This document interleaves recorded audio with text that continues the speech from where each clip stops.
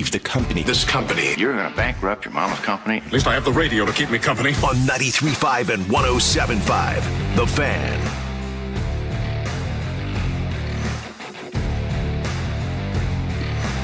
What an absolutely perfect day outside for the second straight day. And I mentioned... That's temporary. Excuse me? It's supposed to get, to 98 today. Yeah, well, I mean, okay, so sure, it'll be warm, but, everything is green. You know, I yesterday I had to go to the dermatologist, okay? Because some time ago I had this, weird spot on my arm, and it turned out I found out that the weird spot on my arm was from the bezel on my watch. It was sliding down and hitting a certain spot on my arm, and they said, well, that's all fine. It's just the bezel on your watch is hitting it. But you've got another spot here we want to take a look at. And they had to dig that bad boy out. And so now I got to go in every once in a while and get it checked back up. And when I went in yesterday, the dermatologist said to me, she said two things. First, she said, I saw your face on a big thing at the Speedway when I went to Rev. And I said, well, yeah. And I said, did my skin look good? And she said, it did, actually. And I said, great.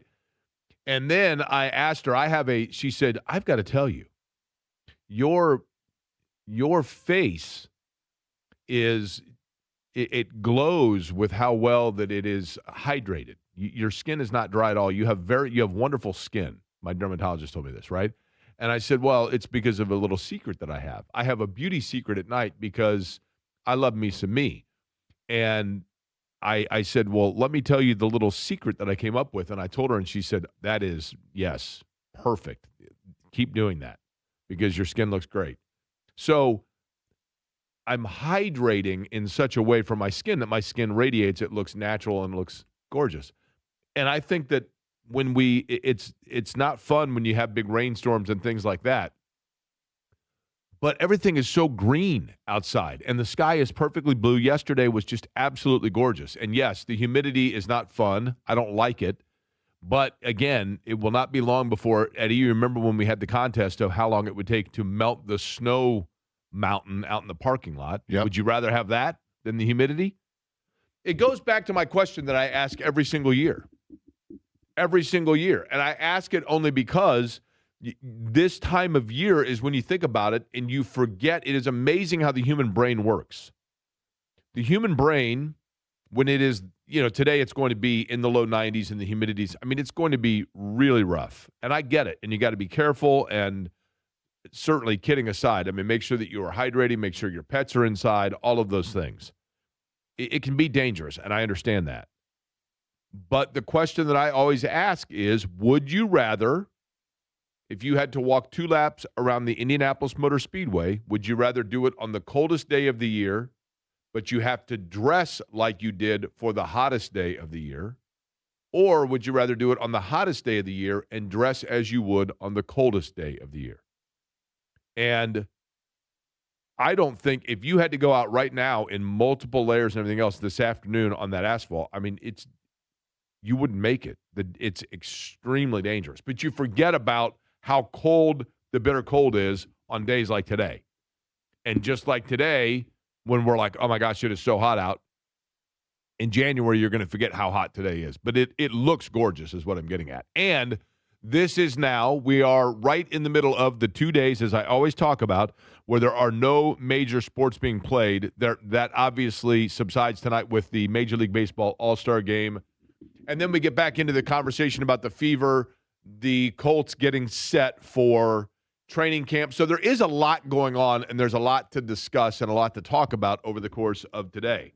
And yesterday, I was able to enjoy the weather, and I hopefully will be able to do that again today. Although, got a vet appointment coming today, Eddie. As soon as we're done today, I got to run home because Boo's got the in-home vet coming over. Let's hope it's nothing serious, Jay. That's exactly right. He's got a little bit of a cough, and I can't get him in the crate, and so the vet's coming over, but nobody cares about that, I realize. So let's get to last night in terms of the world of sports. So here we are, and I'm saying to myself, well, I have this new connection with baseball.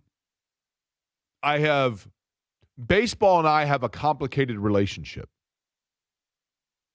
a lot of sports are like this probably for a lot of people. I think to an extent, there are people here that have the same relationship with the Colts or the Pacers. You never fall out of love with them. You're always keeping tabs on them. But you get frustrated with them and you want to go ahead and declare a divorce, but you never totally do. You know, in the movie Fever Pitch, which is, I think, a very underrated, I thought it was hilarious, movie with, I always get Jimmy Fallon and Jimmy Kimmel confused, but it was Jimmy Fallon that did Fever Pitch. I think that's the name of the movie, with Drew Barrymore. And he's a diehard fan in the movie of the Boston Red Sox. And he coaches a Little League team, and one of the Little League kids says to him one day, Coach, I have a question for you. He says, okay. And he says, you love the Boston Red Sox. And the movie was made just before the Red Sox finally broke through and won their World Series in 2006 or whatever that was.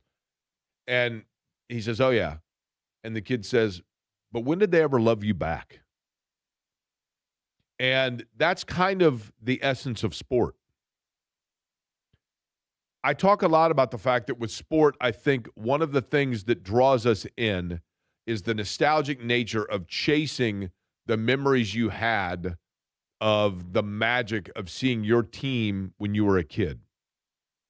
You know, for a lot of people, the Indianapolis Motor Speedway,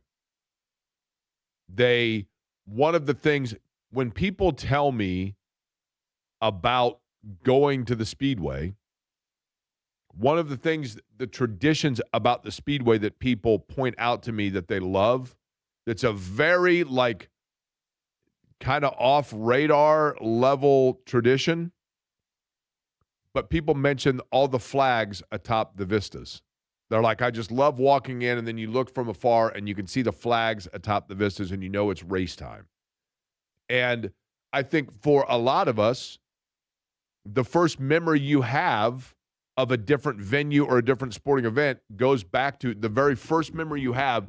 You're constantly chasing that excitement that you felt that first time that you knew that your dad or your grandpa, your uncle, whoever it may be, your mom, was taking you to a game and the magic of it. And then seeing your team win is this ultimate euphoria. And if you are too young to truly grasp it, then you want it to happen again so that you can this time soak it in. And if you've never seen it, like Pacer fans, you are in the constant pursuit because you see other teams and you're like, I can't imagine what that would be like to see the Pacers break through. And that, I think, pursuit is always there within you. And it makes you fall in love with teams and keep coming back because you want to see it so bad, either to experience it and truly absorb it because you took it for granted the first time, or because you'd never felt it before and you've seen it from other teams. And yet, the longer that you go, or the more at times you are emotionally invested and dialed in, when you feel like that investment is not reciprocated by your franchise, you become almost not angry about it, but resentful.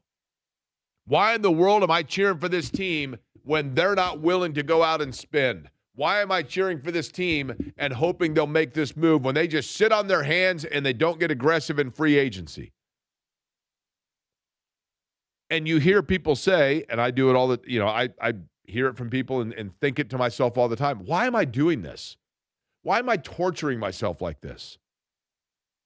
I'm the first to admit, and I think I've made no bones about it on this radio show in terms of how it is and why it is that I became a Clemson fan and let my emotions hang on my sleeve during Clemson games. And there was one time where Clemson was playing Louisville, and I had all these grandioso visions of this is the year they're going to break through and win a national title and whatever else, and they were down late in the game. And I was pacing in Shannon's living room, and I think at one point took my hat off and slid it across the floor, and she videotaped me.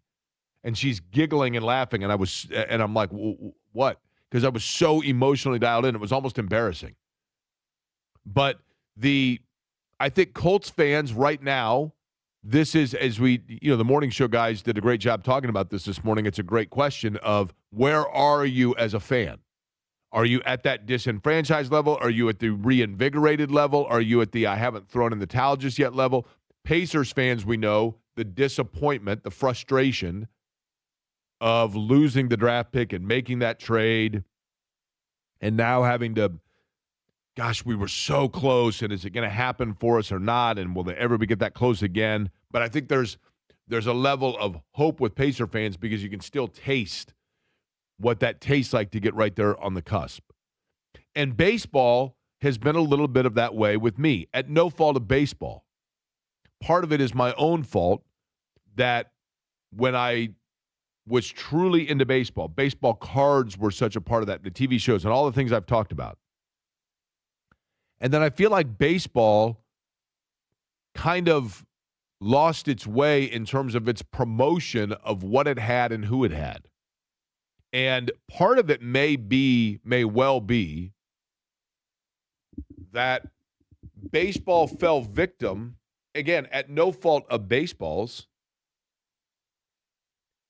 but baseball went through a period of dominance of its marquee and literally most marquee franchise. And a lot of times that helps a sport. In basketball, what do they say? The NBA is better when the Knicks are relevant. The NBA is better when the Lakers are good. The Lakers are almost always good. The Knicks are almost always relevant even when they're irrelevant, if that makes sense. The NFL.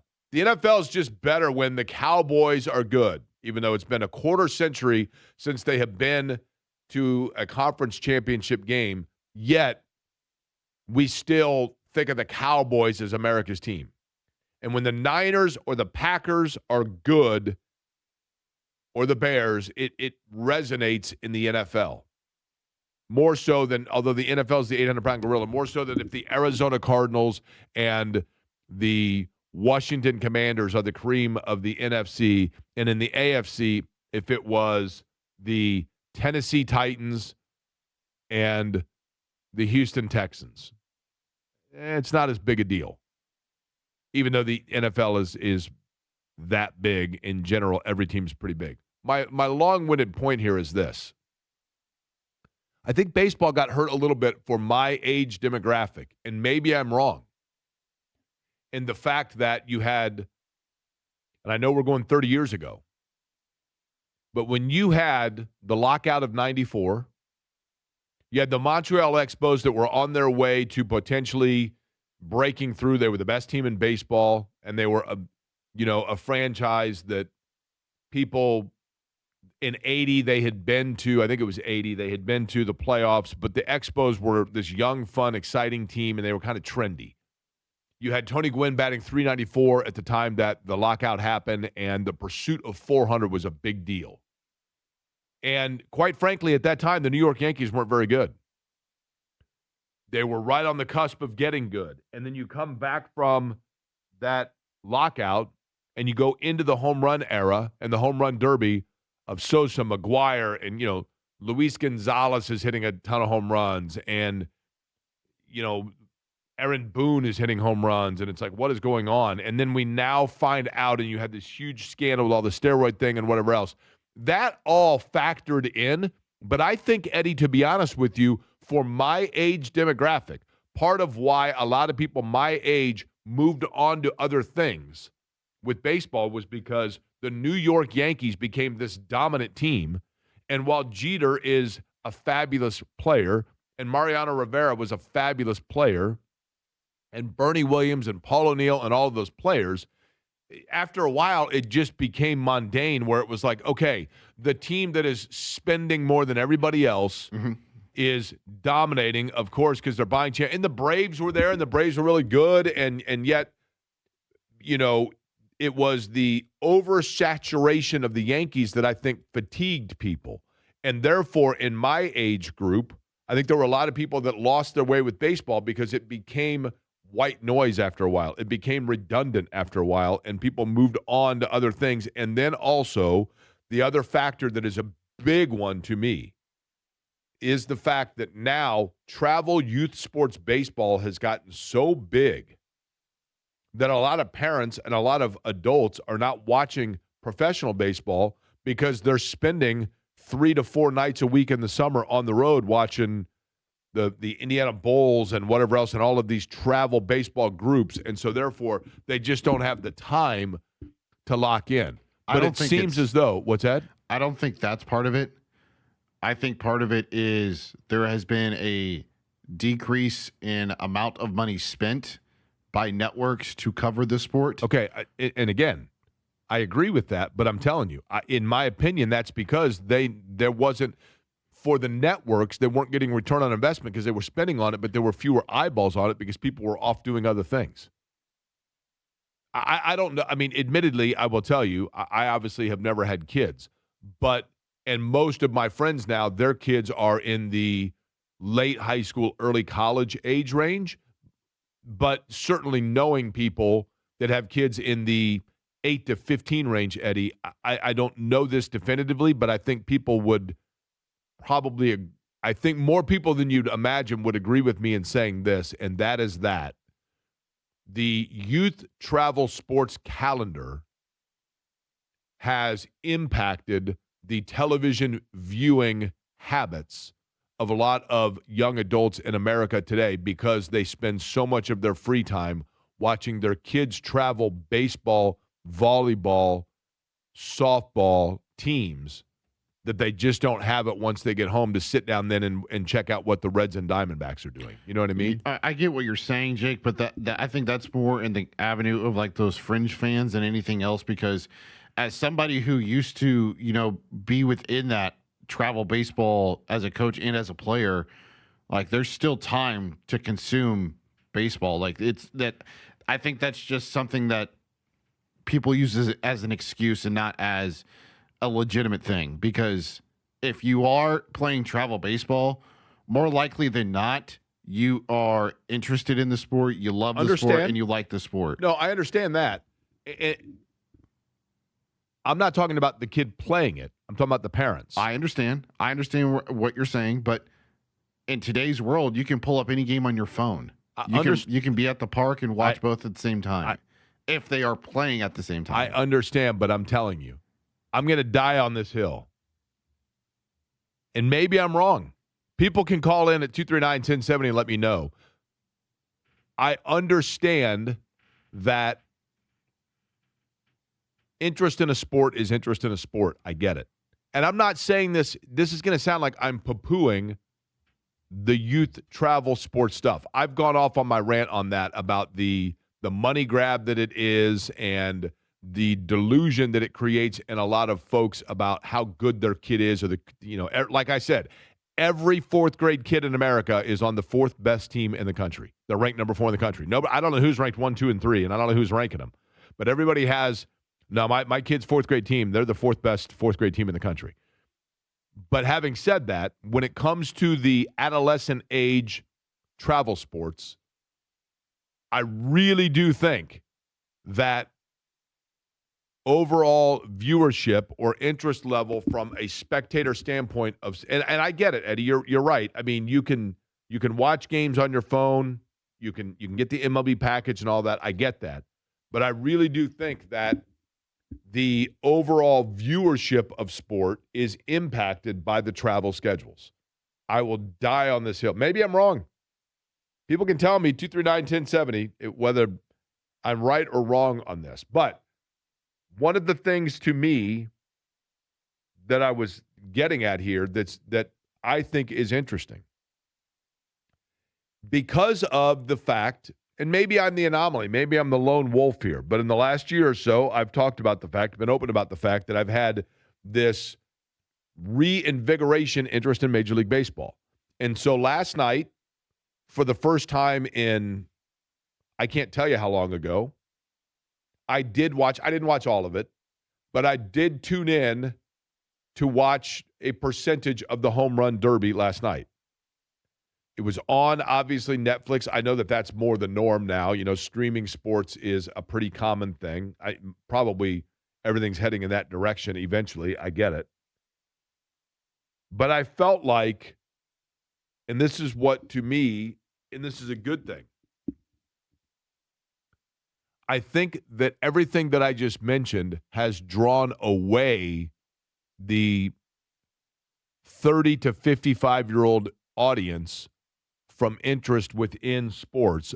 But things like the home run derby, I think,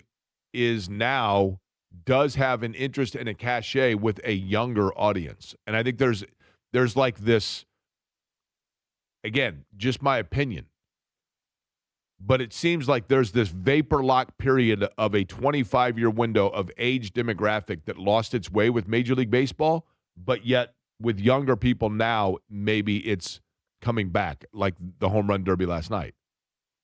I'd like to know. And I don't know how they will know the numbers on that. I mean, I'm sure they do it. It's different than the old school TV numbers way. But to me, I enjoyed watching it while I was watching it. And yes, I am now I'm now at the point where I think of Prime, Netflix, the MLB app, the NFL Red Zone app, whatever those are on those things. Those are now in most people's homes and televisions just considered a channel, a network. There was a time where when you would go into an app, it took, at least on Shannon's television, notably, it took forever to switch from television to the app. I mean, now you can go pretty much instantaneous as if it's a channel, and you don't even realize that you're on a different streaming service. But I still feel like, Eddie, there is a window of the demographic that does not pay attention to the auxiliary stuff like the home run derby. And maybe I'm wrong in that. You're not wrong. I think, yeah. I mean, there's people out there. How relevant do you think the home run derby was last night? To the vast majority of the audience, how relevant? I don't know. It's a hard way. I don't. The problem that I have is there was, in typical Major League Baseball fashion, there wasn't a lot of promotion for it. So I don't know how many people were even aware going into last night that A, it was going on, B, that it was on Netflix and not ESPN like it has been forever. And so you maybe turn on ESPN last night and you're expecting to see the home run derby and it's not there. And so you're like, all right, well, I'll just find something else to watch then. Right. I had to, and I think the Major League Baseball postseason was impacted for a number of years there by being on like FS1, FS2, as opposed to, again, an age demographic and pattern thing. For a certain age group, we were so accustomed to everything just being on network television that there was this feeling of decline of popularity when everything started shifting to outside the main ballroom and into the auxiliary conference rooms, if you will. And you're like, but wait a minute, the reception's always been in this room. Like, yeah, I know, but we have some other conference rooms that are really nice here in the hotel, and we want to actually branch people out to enjoying lunch in those or dinner in those. But I've always been in the main grand hall. And then you get into that other room and you go, this is pretty nice, and it's convenient, and this is okay, this is fine. But it takes a while to get used to that because you're so used to everything being in one area. And there was, I think now, obviously, it goes without saying, we are in now, you have now covered your bases in alerting the totality of audience that's where you're going to be found. But I just think there was an adjustment period there. This from your one friend, Alec. Jake, I played basketball up until high school and played summer and winter and was still watching college basketball every night with my dad. Basketball a little bit different, though, because, again, I'm talking about the summertime travel sports. You know what I mean? In the wintertime, yeah, I mean, with the travel sports, you're playing games probably, but I'm not talking to, on the weekends, you were still during the week at home. In the youth travel sports, summertime baseball stuff, I think the viewing habits have been impacted by the fact that people are on the road even during the week in the summertime. I mean, if you go up in like the Keystone of the Crossing or Fishers area or certainly Grand Park, on any given night, any restaurant and or establishment is full of parents and kids that are at a, doing a travel from out of town that are here for a travel baseball thing. I mean, it's nonstop. It's a nonstop thing. But so you did watch the home run derby, Eddie? I did. Did you watch it in totality? Yes, I did. Certainly did. Hey, Jake, Eddie is right. I'm a huge Cubs fan at the age of 69. I'm not paying to watch the Cubs WGN TV pay-per-view hurt sports. Baseball is just a slower game for a lot of people and hard to watch. Pitchers pitch 4 innings and they're done. No more 20-game winners, lower batting averages. Just some thoughts. Well, that sounds like his interest has waned. Well, yes. I mean, that's part of it, too, is a lot of these teams are going away from being able to just buy them on a certain package. You have to spend so much money now to try to find MLB on your TV, whether that's the Cubs, the Reds, whomever. And the intention part is something that has always been an issue. It's just more so now because of the social media of TikTok and Instagram Reels and Facebook stories and all those other stuff, YouTube Shorts, you name it, that people just don't want to sit down and watch a 2.5 hour game. And they did try to speed it up with the pitch count and all that. But Sean points out something when it comes to Major League Baseball that I totally agree with, and it's one of those things that I was worried about 10 years ago, and I think we're seeing it today. I'll get into that. But there's plenty to get to over the course of today. Joel A. Erickson's going to join us coming up 11 o'clock hour because the Colts getting set to get underway. But we could obviously incorporate baseball chat with him tonight on this All-Star Tuesday. Lori Lindsay's going to be back on the program. Now, yesterday when I reached out to her, she's in Philadelphia. And, of course, she, a World Cup participant on the women's side of things. She is a broadcaster for the World Cup and has done games in this year's World Cup. And now that we are in the semis, I thought it'd be wonderful to have her back on. I thought she was great last week when we had her. She mentioned that, remember there were like car alarms or something going off in the background when we had her on? I think there were like sirens or beeping. We couldn't hear it, but she was like, oh gosh. And she mentioned she's in Philly, which is where the All-Star game's played. And I said, oh, I'll ask you an All-Star question. She said, I know nothing about Major League Baseball. That's okay. I just want to know the atmosphere of it. But she was really fun, and we're going to have a World Cup conversation with her coming up. That'll be in the 11 o'clock hour. And the return, the wildly popular power rankings. We will get into that, and it has something to do with what we were just talking about. But I want to get to Sean's point about a prediction I made in sport some 10 years ago, and I didn't want to be right, but I'm curious now if we have enough time to say that I was. And yes, in fact, many of you figured it out. One of my beautiful skin enrichments is that of the Suave 2-in-1. We know that, and that's why we're thrilled now to have them as the Suave Men's 2-in-1. That's shampoo, body wash, all right there in one. They are now the guest for our hotline, and that's where we will find Joel. That's where we'll find Lori over the course of today. We'll come back with what Sean brought up that I thought to myself I was right a decade ago. But I'll let Eddie decide whether or not I was in fact correct on this baseball debate start of the day. Query and Company on the Fan.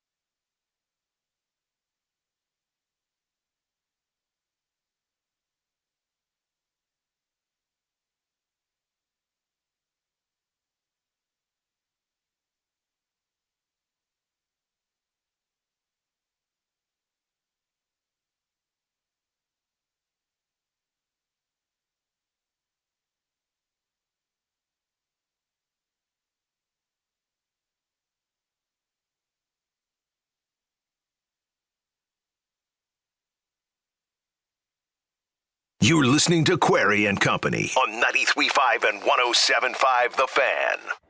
I think Sean makes a really good point here. And we are going to get into, by the way, Colts discussion and as well into the Fever and the Pacers on the program today. World Cup talk. It's kind of a cornucopia Tuesday here. Is cornucopia the word? Is it cornucopia or potpourri? Are they the same thing? Do we know, Eddie? I do not know. Can you look up the definition of, matter of fact, look up the definition of cornucopia and look up the definition of potpourri and read to me one of the two and see if I can tell you whether it is potpourri or cornucopia that you're describing. Because I think they may be synonyms. I was an avid reader of the thesaurus when I was a young man. Okay, don't tell me which one it is. Just read one of the definitions. A symbol of plenty consisting of a goat's horn overflowing with flowers, fruit, and corn. That's clearly cornucopia. Yes. A symbol of plenty. Now, what about potpourri? The doctrines, practices, and ceremonies associated with the Pope or the papal system. No, that's not potpourri. How did you spell that? P-O-P-E-R-Y. No. Okay. Okay. You're very proud of yourself on this, aren't you? Yeah, I know. I thought you. That was very well done there. Yeah, I thought you would have gotten a good that was well laugh done. out of that. I'll be honest with you. I would have guessed that to be a popple. P-A-P-A-L. Is that a word? P-A-P-A-L? Yeah, that's the word. Yeah, that was the spelling on it. Oh, it was. So potpourri, P-O-P-E-R-Y, is not actually correct? No, it is. That was actually a word. Okay. So look up potpourri, P-O-T. A mixture of dried petals and spices placed in a bowl or small sacked to perfume clothing or a room. Yeah, so I guess cornucopia is more fitting here, right? It's this mix of different things. A charcuterie board? Very similar, although I don't think that has corn. Cornucopia does, right? Either way, a cornucopia Tuesday here. But in talking about Major League Baseball and some of the things that challenge it, Sean raises this point. What do we love about sport? If you have no rooting interest, the World Cup now is down to 4 teams. You have France, you have England, you have Spain, and you have Argentina. I believe that's correct, right? Who are you rooting for in the World Cup, Eddie? Of those Argentina. 4. Why? I want to see Messi go out with a bang. Okay. So you have no rooting interest, so you're rooting for the best storyline, right? Yeah. Okay. In college football last year, I would imagine that Indiana had a lot of passerby fans. Somebody that's a fan of Iowa State, or somebody that's a fan of Ole Miss, or somebody that's a fan of Arizona State or UTEP. And someone's like, who are you rooting for in the college football playoff? And they're like, I really was hoping the Sun Devils are going to make it this year and get back. Or Iowa State got off to a good start, but then they got hurt, and they didn't make it. I'm disappointed. I guess I'll root for Indiana because I don't have a rooting interest, but I love the underdog story. We make movies in this country about the underdog story. Hoosiers, Breaking Away, Miracle. We make, The Rookie. We make movies about underdog Cinderella stories. And when you don't have a rooting interest in a sport, oftentimes that's who you're rooting for. Who do you want to win the Super Bowl? I don't really care, but I'm kind of tired of seeing the Chiefs win. So, I'll root for Seattle. I haven't seen them. It'd be cool to see them win something different. I recall, and my parents are diehard Chicago Cubs fans. Diehard. My parents are such big fans of the Chicago Cubs that in Game 7 of the World Series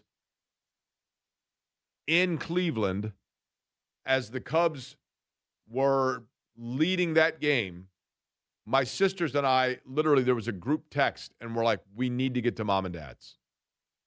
We've got to be there to watch Mom and Dad see the Cubs win the World Series. And we weren't alone in that. I mean, there were millions upon millions of people, and you see the famous, I mean, and they are heartwarming. The videos of people, grandpa crying and et cetera, because of seeing the Cubs do the impossible, the improbable, and win the World Series. And so we all went over there, and my parents are such big fans that my sister walked in my parents' house right as Cleveland hits the home run that ties things up, and my dad kicked her out. That's it. You got to go. Bad luck. Go back to where you came from. Not in here. But I think, Eddie, that Major League Baseball. My kind of man right there. My kind of man right there. I think that Major League Baseball, to an extent, lost its charm a little bit when its two biggest underdog stories finally climbed the mountain. And it totally changed the identity.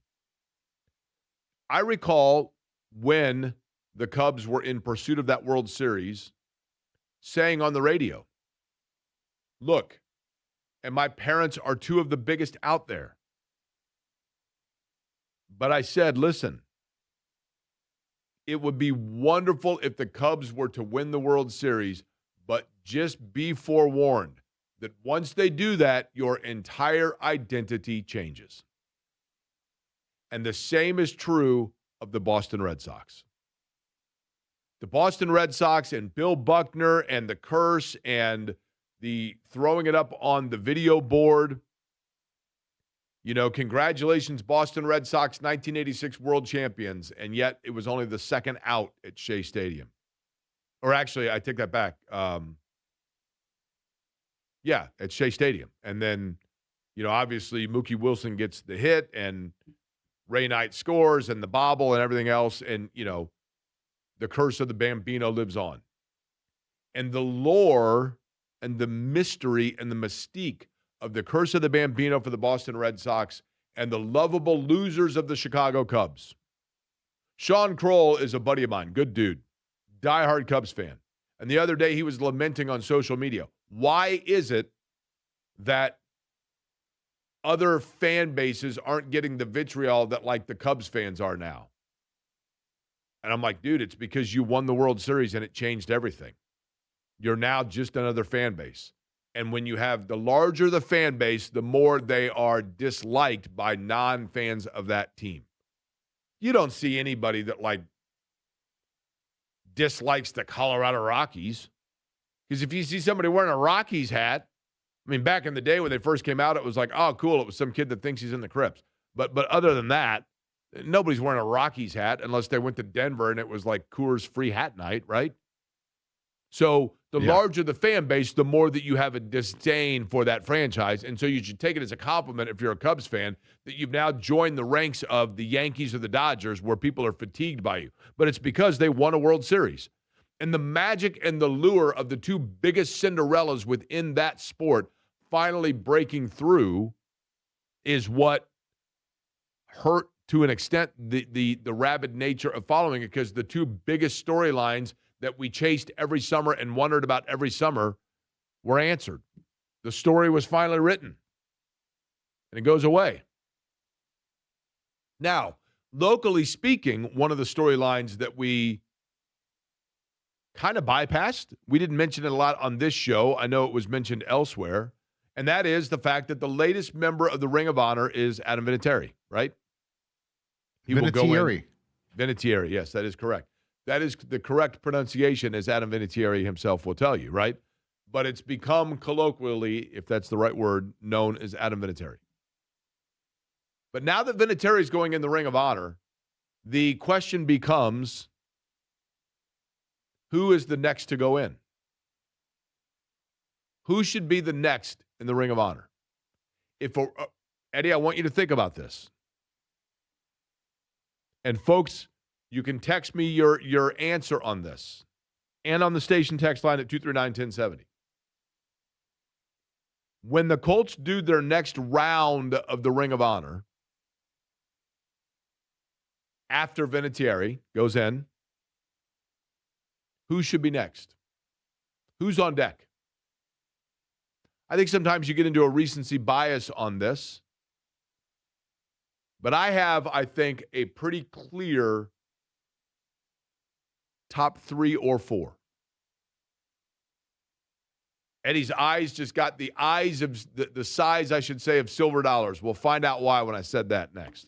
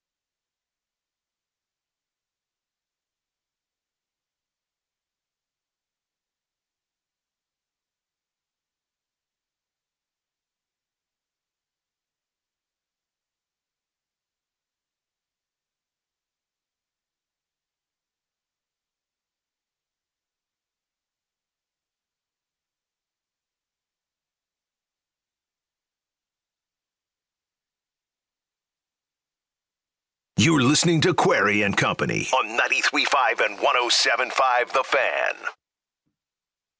So with Adam Vinatieri going now into the Colts Ring of Honor, the next, Eddie, I'd like to know, when I said to me there are a very obvious 4 with which to contemplate putting into the Ring of Honor, your eyes got literally the size of silver dollars. Yeah. And for what reason did your eyes get the size of silver dollars? I can only think of one. Okay. Let me give you my nominees, and then you tell me if you agree or disagree, okay? Okay. Part of it goes off precedent. And I think when you are doing a Ring of Honor, basically, that's different than a retired number, for example. I think a Ring of Honor factors more in every city,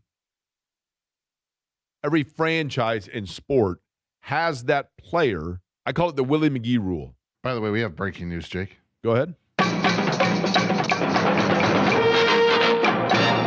Courtesy of people on social media, there is a new banner up on the side of Lucas Oil Stadium. Oh, new player, huh? Yes. So so we have DeForest Buckner is already there, right? Yes. Jonathan Taylor is already there. Yes. I believe Quentin Nelson is already there. Yes. It depends on whether or not, my weird neurotic brain tells me that if there are 2 offensive players and 1 defensive player, you need a defensive player to join. If they were neurotic, they would agree with you. But it is my belief that anytime a franchise offers a quote-unquote franchise contract, even though it's only 2 years, to the most important player in sport, which would be quarterback of an NFL team, I'm going to first guess, and you can give me the ding or the buzz, Eddie, and if I'm wrong, I will give a second guess, but I'm going to guess that Daniel Jones is the new player. Ooh, interesting. Okay. I will go with Sauce Gardner is up there. And my last and final guess, and then after that I will vehemently, if that's a word, disagree with the selection, although I'm guessing Vehemently? Vehemently. Did I say that correct? I don't know if there's an N. So it's vehemently? That may be right. Vehemently. I'll say vehemently just because I like to make up my own words. It's now between Tyler Warren and Alec Pierce, but based on the contract, even though he's hurt, I will say Alec Pierce is the next one. Okay. Interesting, it's not Daniel Jones. The Ring of Honor incorporates the fan connection, and I call it the Willie McGee rule because when I went to St. Louis, I knew of Ozzie Smith, and I knew of Bruce Sutter, and I knew of Bob Gibson, and I knew of Lou Brock. And I was surprised when I went to St. Louis and covered the Cardinals how beloved Willie McGee was. Great player. And I think most people know of Willie McGee that follow baseball of his era. But, I mean, he is a beloved, top-level, popular player in Cardinal lore. The Pacers. Jeff Foster is this beloved Pacer because of the length of time he played here and just kind of the hard hat level nature in which he played, but there's nobody outside of Indiana that would realize that Jeff Foster is a popular player in Pacer lore. So I think that factors into it. And you said that you think there's only one, correct, Eddie? I can only think of one. Okay. Let me give you 4 here. And I realize a lot of people are going to say Pat McAfee, and I don't disagree with that based on his contribution to the city. But I feel like McAfee now has almost transcended beyond just being a Colt. He's kind of like the whole NFL's face. And in addition to that, even though I understand where it was coming from and it was albeit temporary, he has at times called out the Colts, right, and said, like, I'm done with this franchise. I know he still has the suite, I believe, and is still there's no hate involved, but there's a like-love relationship there.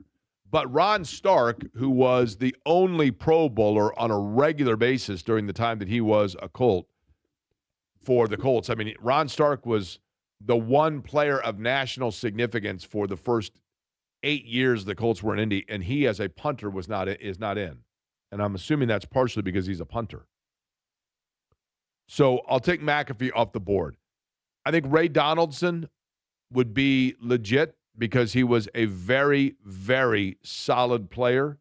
And if Chris Hinton is already in as a lineman, I think Donaldson was just as key as Chris Hinton. But Donaldson also from an era that a lot of people don't recall, so I get that.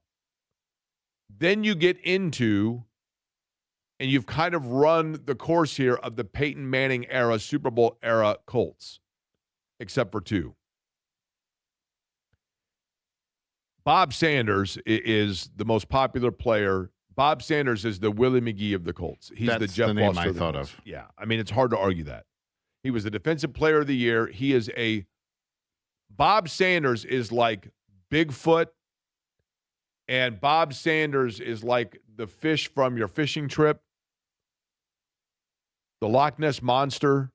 Like each time people tell the stories of Bob Sanders, when people sit around the campfire to tell stories about the Colts, Bob Sanders gets even bigger and bigger in lore. And he was a great player. Didn't play a lot of games. When he did, he was a difference maker. He was a heat-seeking missile, man. No question. And I think Bob Sanders may be the second, well, probably now because he has still been around the franchise. Reggie Wayne has now vaulted him. And maybe Edgerrin James because he also is around a lot. But I think Sanders may be the fourth most popular player of that era. Another that I would put in that era as I would have no problem with it and I think should go up is Gary Brackett. Because the Ring of Honor is about who fans identify with and who are esoteric to the city and the fan base to a great extent. It's obvious to anybody that comes in from out of town that Peyton Manning would be in the Ring of Honor, that Edgerrin James would be in the Ring of Honor. But there are certain players you look up and you go, wait, Bill Brooks? Well, yeah, because Bill Brooks meant this to the franchise. He's meant this to the fan base. He's meant this to the community. McAfee would fall into the same category as well, for sure. Brackett falls into that because Indianapolis is the thing that makes Indianapolis unique.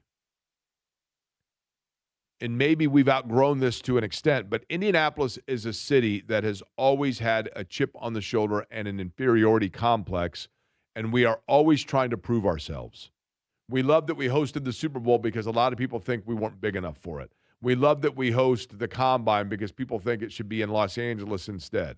And Indianapolis is constantly, we have a mantra here of pushing our chest out of like, no, we are different than your Midwestern flyover city. And we take pride in when people recognize that. And Gary Brackett carries that same mantra. And the last one, and it's a good thing that Joel Erickson's going to join us next because it will give reprieve. It's going to take a Daniel Jones playoff push or to last for a while for this to happen. Paul George, when he left Indianapolis, was public enemy number one because of the form and fashion in which he left. But since then, Oladipo did the same thing, and then Halliburton came in now, and all is kind of forgiven because it all worked out. And eventually for the Colts, that will be the case. And when that is the case, whenever it comes to be, whether it's the Daniel Jones era or whoever the next player is that's playing in college right now and eventually becomes the face of the Colts, whenever that happens, then Andrew Luck should be in. And I know that that's unpopular because of the way he left, but I think as more time passes since his departure, whether you admit it or not as a Colts fan, I get it. But deep down, there has to be a truth serum in you where you go, yeah, I kind of get it. And there are only two quarterbacks in Indianapolis Colts history that have taken the franchise to a conference championship game, and Luck is the third. And the other two are in. Harbaugh is in, and Manning's in. If Harbaugh's in, Luck should be in. You got to overlook the way it ended. I get it. But as time passes, I also get that too. Joel Erickson next.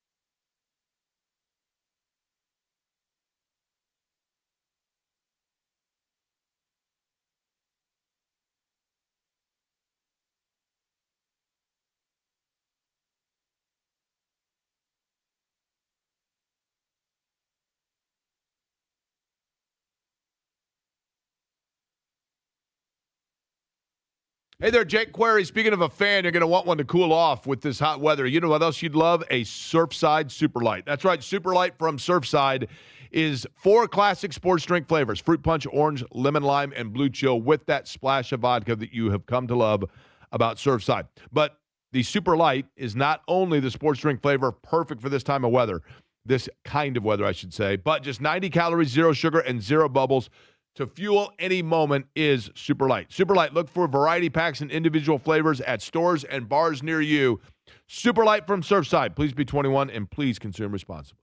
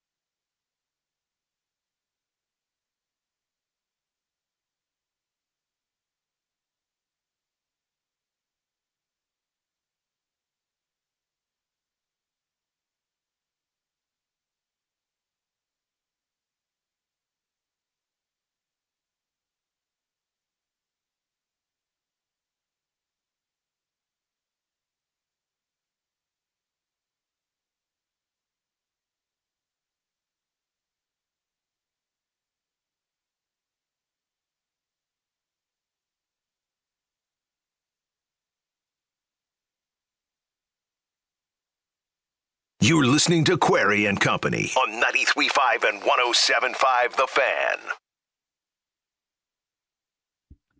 Eddie, I'd like to present a little, I hate to put you on the spot here and make you the guinea pig of my sports current event trivia question. Except you don't really feel bad. Nah, I do. I mean, it's a little unfair because I didn't. Let me preface with this. I didn't know these answers. Okay. So I'm readily admitting I did not know these answers. Okay? Okay. The first question. Can you tell me, without looking, Okay. actually not even tonight's, this afternoon's World Cup semifinal.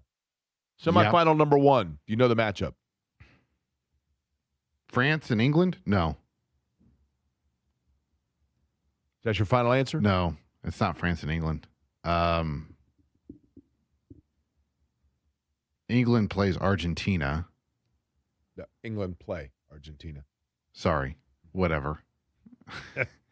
Whoever beat Belgium, I'm trying to remember who that was, is taking on Kylian Mbappe. Yeah, I can't remember. España. Spain, that's right. France and Spain is today at 3 o'clock. Now, here's the bigger question. What venue? Is this in MetLife? Is that your final answer? Yes. No. Is it Gillette? No. East Rutherford? That's MetLife. I know. Oh, No. Where's it at? Jerry World. Oh, it's in Dallas. Yep. Now, Okay. semifinal number 2 is tomorrow at 3 o'clock. That is England play Argentina. Can you tell me the location of that matchup? Is that in Gillette Stadium or East Rutherford? No. Okay, where? That is in Atlanta. Now, I didn't know this, and pardon my ignorance on this, but there's a consolation game. Did you know that? Yeah, there is for third place. Yes. Yes. That is going to be at Hard Rock Stadium in Miami. That is on Saturday. And that, by the way, is going to be Spain and Argentina. The finals is going to be France-England. Ooh, I disagree. I see England. I see France. I see someone's underpants. Argentina's been playing with fire this whole time. Are you 3? Huh? Are you 3?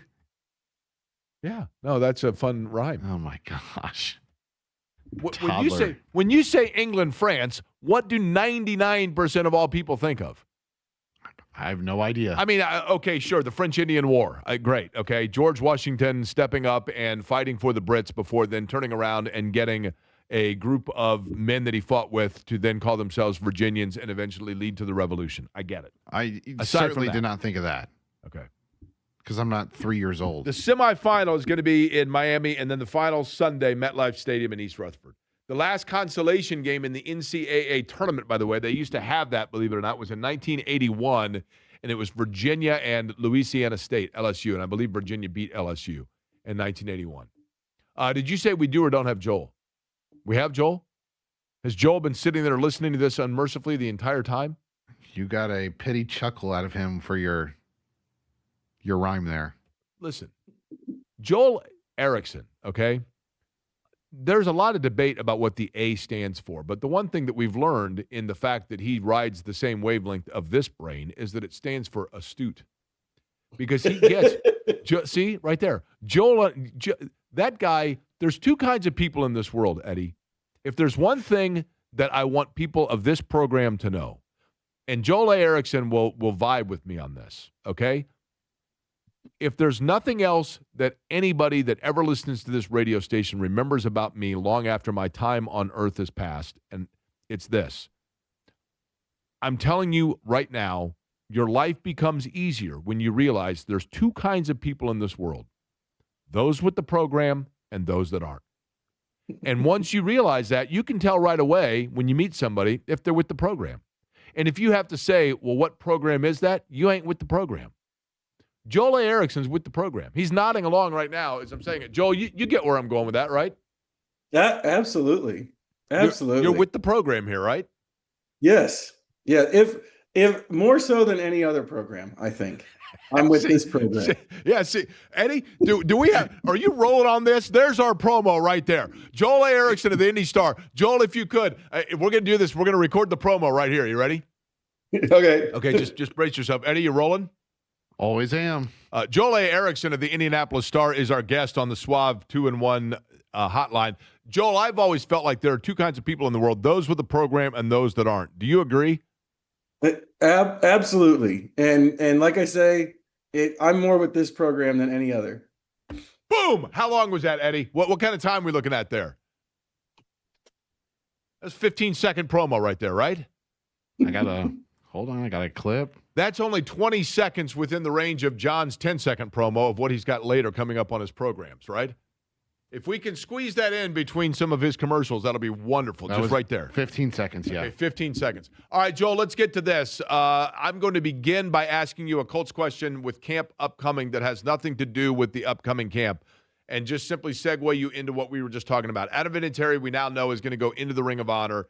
After that, the next Colt that should be in would be who?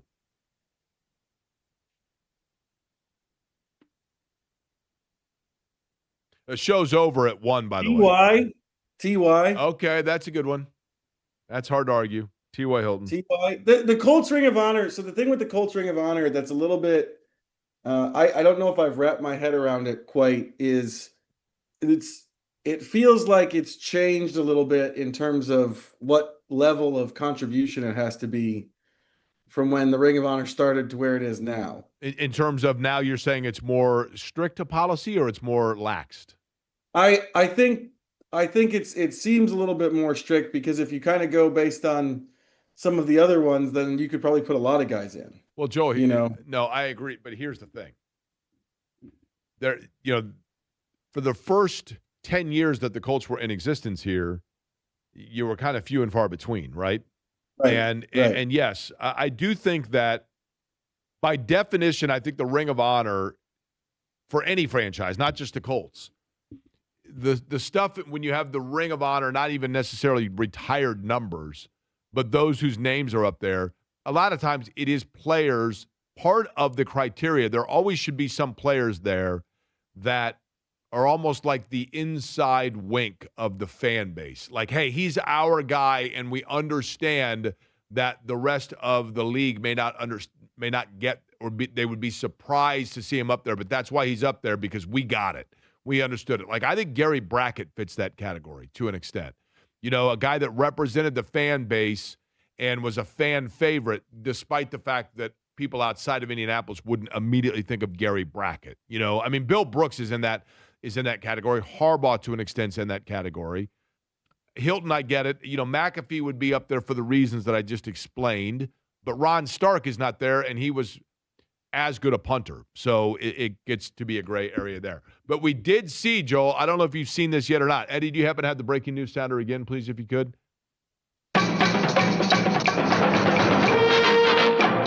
This just in, what non-credibility this program has actually got at least a sprinkle of it, because Joel A. Erickson is with this program. But also, in addition to that, the Colts have now put up a new player. We mentioned this earlier. Outside Lucas Oil Stadium, there is banner number 4. Joel, are you aware of which player it is? I'm not. Would you like to guess? We now know that, of course, you had Quentin Nelson up. You had DeForest Buckner was there. Jonathan Taylor is there. And therefore, you're like, well, wait a minute, who's going to be the 4th? And now there is a 4th banner up. My neuroticism and the way my brain works says there were 2 offensive players, 1 defensive player. Would seem to make sense that there's a defensive player there. I'm not going to tip my hand as to whether or not that applied in this case or not. Your guess as to who it is, Joel. I was going to go offensive. Is it Tyler Warren? Eddie? Do you have a second guess, Joel? Ooh. Daniel Jones. Dang it. Yeah. Just out of curiosity, because we can see you here on the YouTube and you're consuming a beverage. That's not the beer fairy, is it? No, it's not. This is just coffee. Okay, just good. regular everyday coffee. Okay, fair enough. It is, by the way, Alec Pierce that is up. Oh. So let's begin with this in terms of camp itself, which we are just a couple of weeks away. The health status of Alec Pierce as we move into camp will be what? And what timeline is it? What is the date where we say, if we're not seeing him by then, there's concern? I think it's the 3rd preseason game. I think if you get to the 3rd preseason game and he's not out there yet, I think I start to get really concerned. He's not somebody just because you guys start seeing him ramp up. I don't think he necessarily needs a ton of work at this point in his career in training camp to be ready for the season. But, you know, with these lingering injuries that you see that we've had, you know, I think every team probably hasn't, but the Colts have had over the last couple of years. It just feels like if they start missing preseason games, they're not still out on the field. That's a concern. I'm not, you know, he kind of said, you know, that he wasn't really expecting to play right away in training camp. But he also mentioned a 4 to 6 month timeline for a March surgery. So yeah, that's one. Very interested in what's said and what we hear, you know, in a couple of weeks when they open for training camp.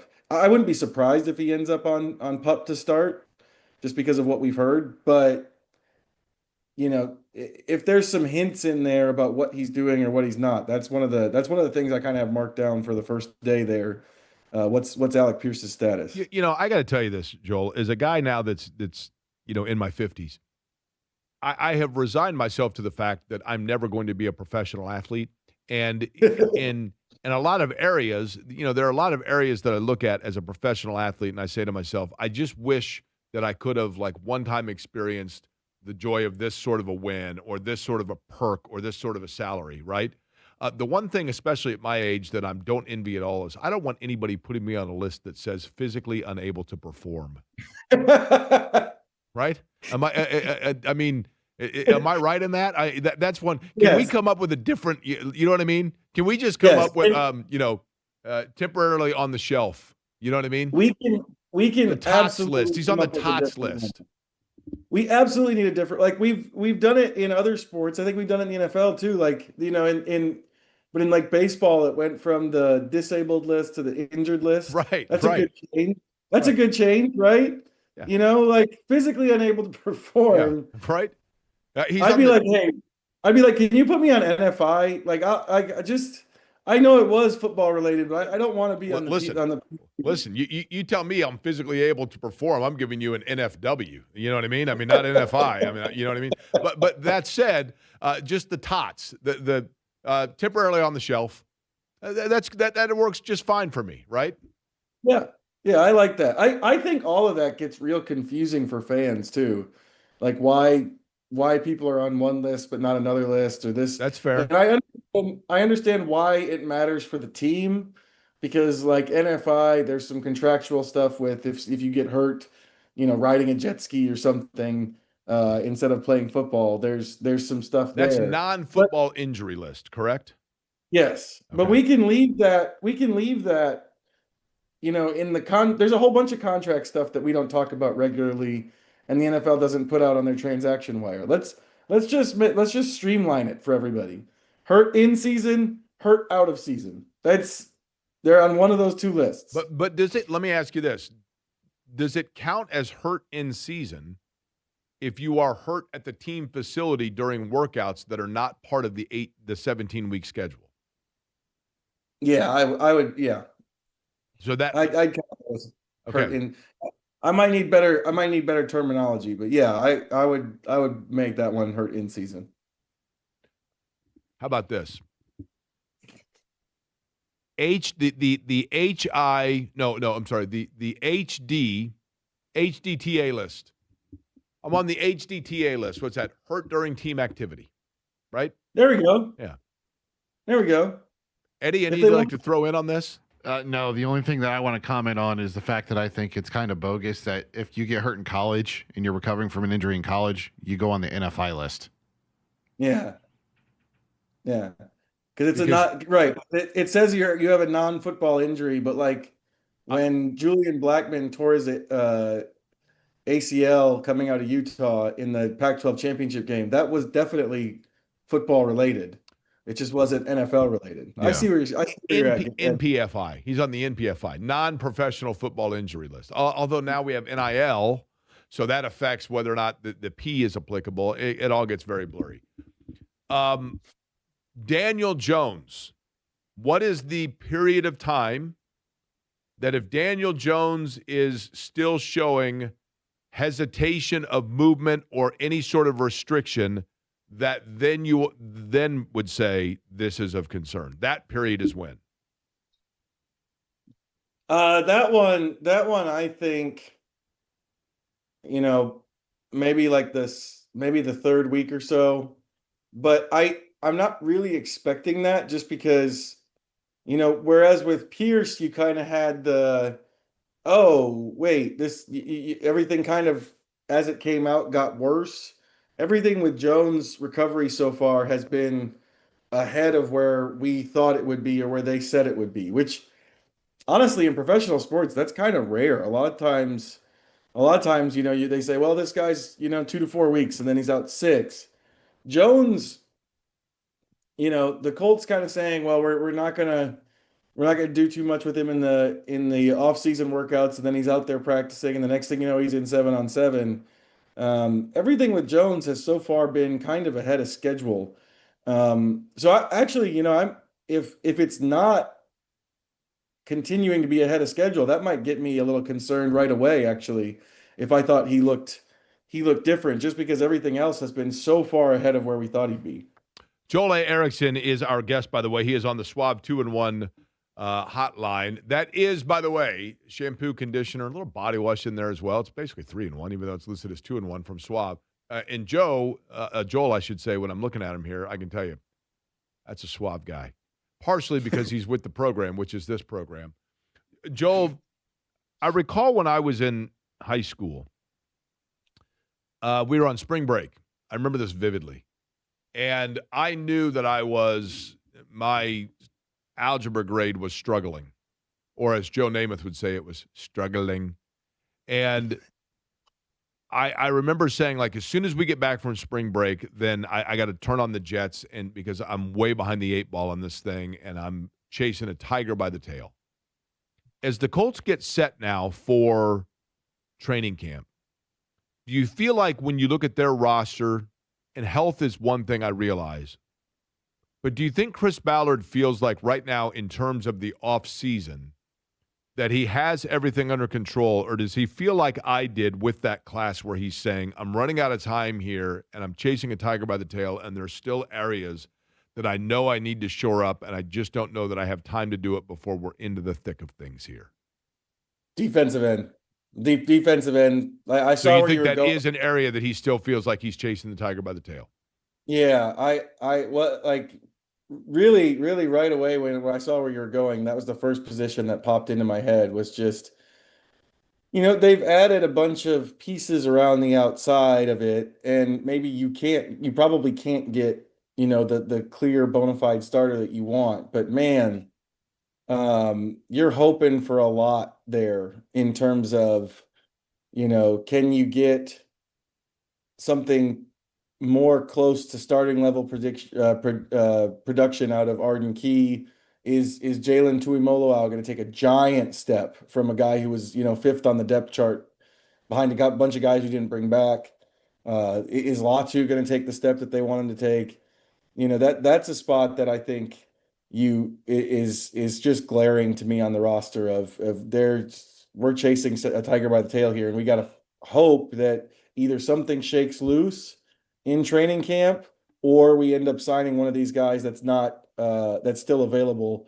These veterans who kind of wait to figure out where their best situation is. Eddie, when Joel just said right there, Joel Erickson at the Indy Star, when he said, I could see where you were going with that, you know why Joel was able to see where I was going with that? Because he has more intellect than you? Excuse me? No, he's with the program. That's program. why. He's with the program. Now, WTP. Huh? WTP. That's right. Actually, it's WT squared P, truthfully, right? No, it's just one T. You're right. With the program. Yeah, you're right. WTP. You're correct. See, so you have more intellect than I hear. Exactly. I just need more coffee. That's what Joel has that's got it going. You just need a Ted Lasso mug. That's all you need. Yeah, is that a Ted Lasso mug? That is what it is. That is. It's a believed Ted Lasso mug. That is impressive. Joel, lastly, before we get to Grand Park here, and the summer is winding down before we know it. And that's the one thing I always say about training camp. My only hesitation with training camp is it's beautiful outside. I love summer. I love everything about it. I love the late sunsets. I love the end of the day, watching the sunset, thinking about everything that took place over the 15 hours that you've been awake and out and about. I love everything about summer. But you blink your eyes twice once training camp begins, and before you know it, you are sitting around watching some 42-degree totally misty, foggy game in New England while 60 Minutes is getting ready to come on. And it's like, ugh. And it's just depression mode. That's my only hesitation. But for the Colts themselves, aside from defensive end and aside from the quarterback spot, the biggest question mark that you, for the next 2 weeks, are the most intrigued by, maybe even in a positive way where you're saying, we forget about this, but this is going to be something to be excited about. It's what? I'm curious what Jonathan Taylor and Quentin Nelson feel about their contracts. And what is their contractual status? Jonathan Taylor, obviously, we know about, the famous moment, doesn't seem like long ago, the famous moment in the RV and then the holdout, and he became twiggy because we didn't want to talk about him, et cetera. What is the contractual status of both? They are both headed into the last year of their deal, which is generally the time where you get an extension in the NFL. I would assume both players want one. I don't know.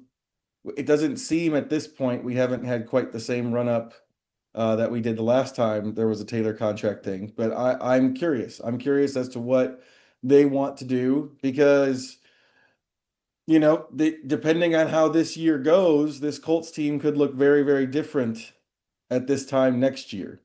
And if you're a player like Nelson or Taylor, who's pretty deep into your career and you've been to a bunch of Pro Bowls and the thing you haven't gotten to do is play in the playoffs yet, how does that affect you? Generally in the NFL, I think we probably over emphasize that desire, but it does, because a lot of times guys go to free agency and they say, I want to go to a winning program, and then they sign with whoever gave them $20 million per year. But I do think, as guys get later in their career, that's when you start to see people make decisions about, do I want to see if I can go somewhere where I can win Right. and be part of something? Well, and with in addition to that, Joel, the Colts, and I know different regime, but for example, Bill Polian, and I only say that because, Carly Ursay Gordon would have watched very closely in her upbringing the way Polian ran the franchise, and that's still the standard within the franchise, probably in her eyes, I would assume. And he was a big believer in you don't ride a running back until the exhaustion of their contribution. I mean, sometimes even obviously we saw it with Edgerrin James. We saw it with Joseph Adai. You go in the Donald Brown. I mean, does Taylor, in the eyes of the Colts ownership, merit getting an extension that is lucrative beyond what his level of contribution may be once he starts to fall off that cliff? Does that make sense? Yeah, absolutely. I mean, the other thing is, like, if you're Jonathan Taylor, you're thinking, Saquon Barkley and Derrick Henry really did me a favor, Yeah. No, you're right because about that. for a long time there, the whole NFL was kind of doing the Bill Polian thing. And then those two guys signed big contracts. They got moved to other teams deep into their career. And I don't think we remember now, because they won a Super Bowl and Barkley looked the way he did. There were more questions about Saquon Barkley as a player and producer Oh, than no there question. about Jonathan Taylor. No question. And so, if you're, I mean, this is an easy one to pull out. Like, if you're Green Bay and you have a pretty good team around the rest of it, and your running back just did something terrible and became maybe a non-factor for you, do you see Jonathan Taylor as a finishing piece next off season? Right. That's a great question. Joel A. Erickson, Indianapolis Star, will have it all covered. And most importantly, he's with the program. Joel, appreciate it, man. Always with the program. Place at the table. That's right. Joel A. Erickson joining us. We come back. Now, we'll ask Lori Lindsay when we had her on, and we've only had her on once, but I feel like she's a part of the program as well. We'll ask Lori if she's with the program. And we'll also find out what to look for here in the semifinals of the World Cup with somebody who is from Indianapolis and has played on that stage. She joins us next.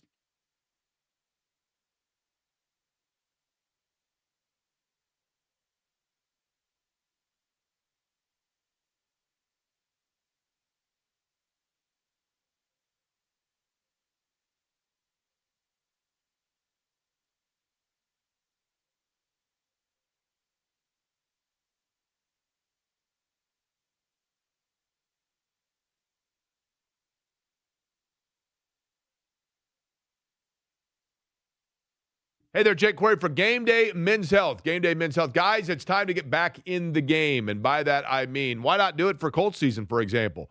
Whether you have that belly fat that is stubborn, whether or not you have just simply in your workouts, you're sore, Game Day Men's Health is here for you. Avon, Carmel, Fishers, Greenwood, Northside, Indianapolis on North Shadeland.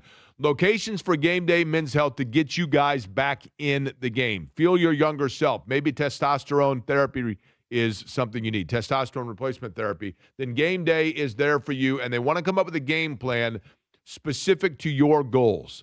You simply want to be able to get back into that workout without the soreness and think peptide therapies might help. Game Day Men's Health is there for you with that, and you can now take the peptides in oral fashion, which is huge, without injections if that is to your liking. Weight loss injections, whatever it might be to help you get maybe that midday feeling a slug, just get rid of that as well. Then Game Day Men's Health wants to come up with a game plan to get you back in the game. Find them at GameDayMen'sHealth.com. Look over everything they have and make a consultation appointment.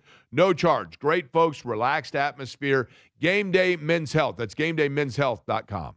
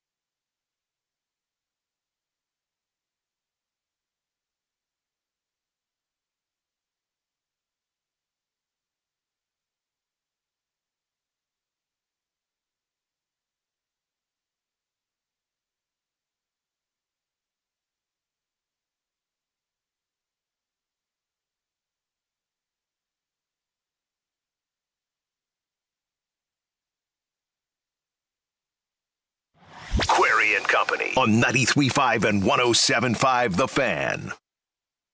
Now, Eddie, the best way I can say it is, do you ever have somebody that you, I don't know, like a friend of a friend or something, you meet them one time and you think, gosh, I feel like maybe we went to school together or something. You feel like you've known them for quite some time. Like a You ever have spirit that animal? happen? Of course, your headphones aren't plugged in, so you can't hear what I'm saying. Sorry, my headphones fell out. What I know. was it? I said like a spirit animal. Yeah, kind of, yeah.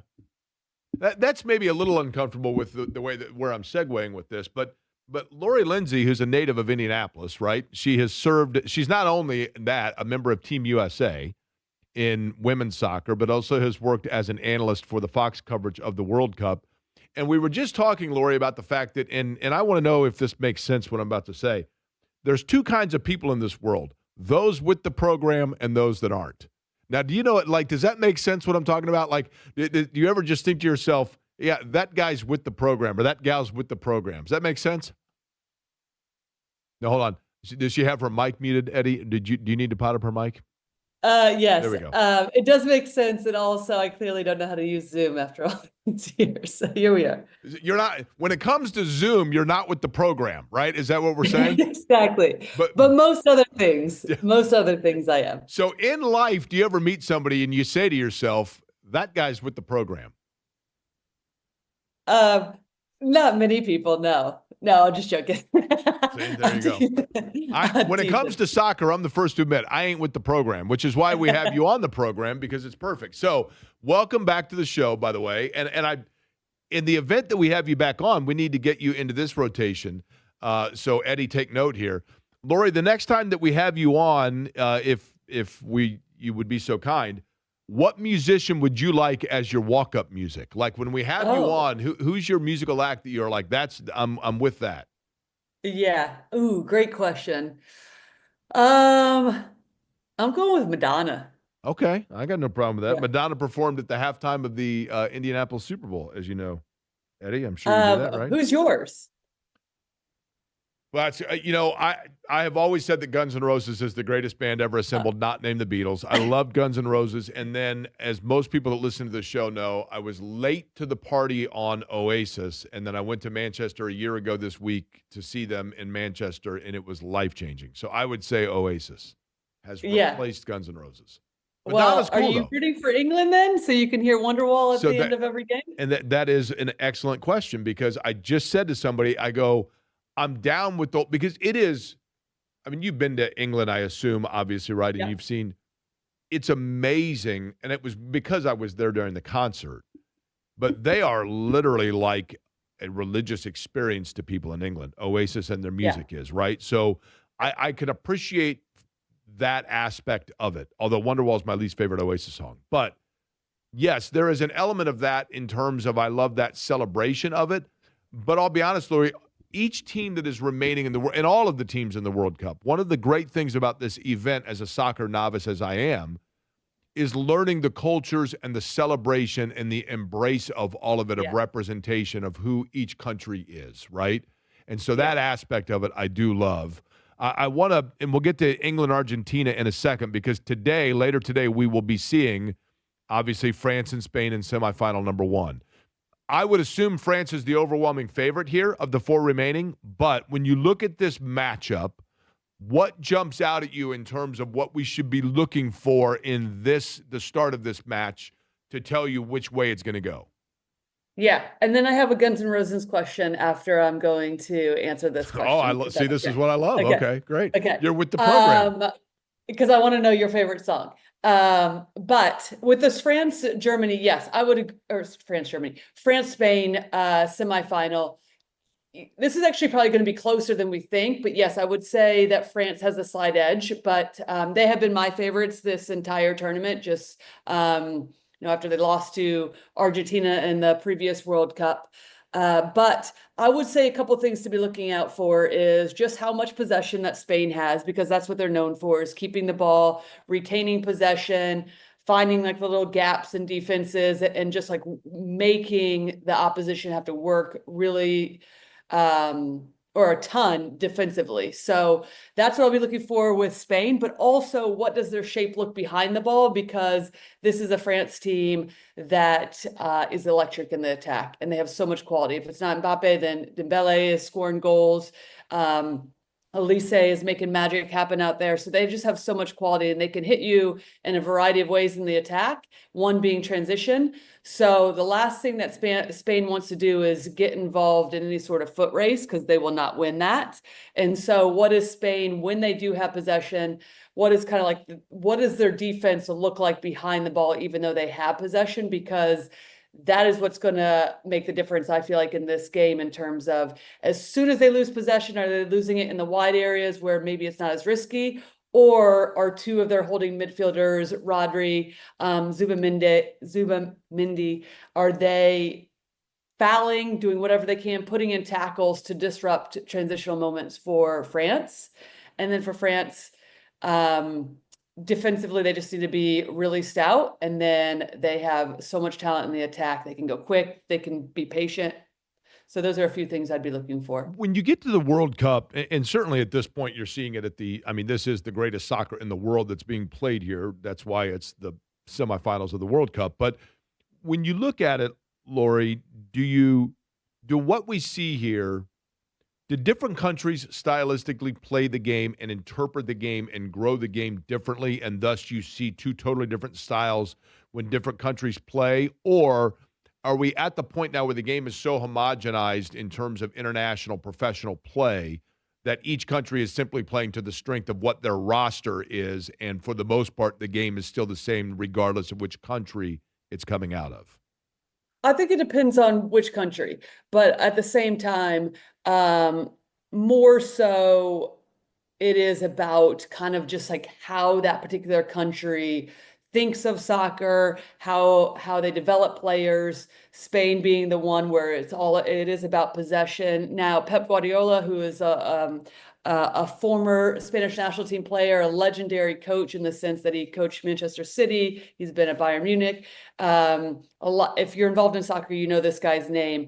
And he was the one that really, with Barcelona, when he was when he had Messi and had all these players back in the early 2010s, he is the one that kind of really transformed the way that Spain was looked at, I would say, in terms of how they keep possession, building with so many numbers. They would suffocate teams. It was so difficult for the opposition to get the ball from them. But in general, overall, that is how Spain plays the game. Whereas France, known for their attack, known for being able to, yes, keep possession, but also be electric in terms of quick attacks and punishing the opposition that way.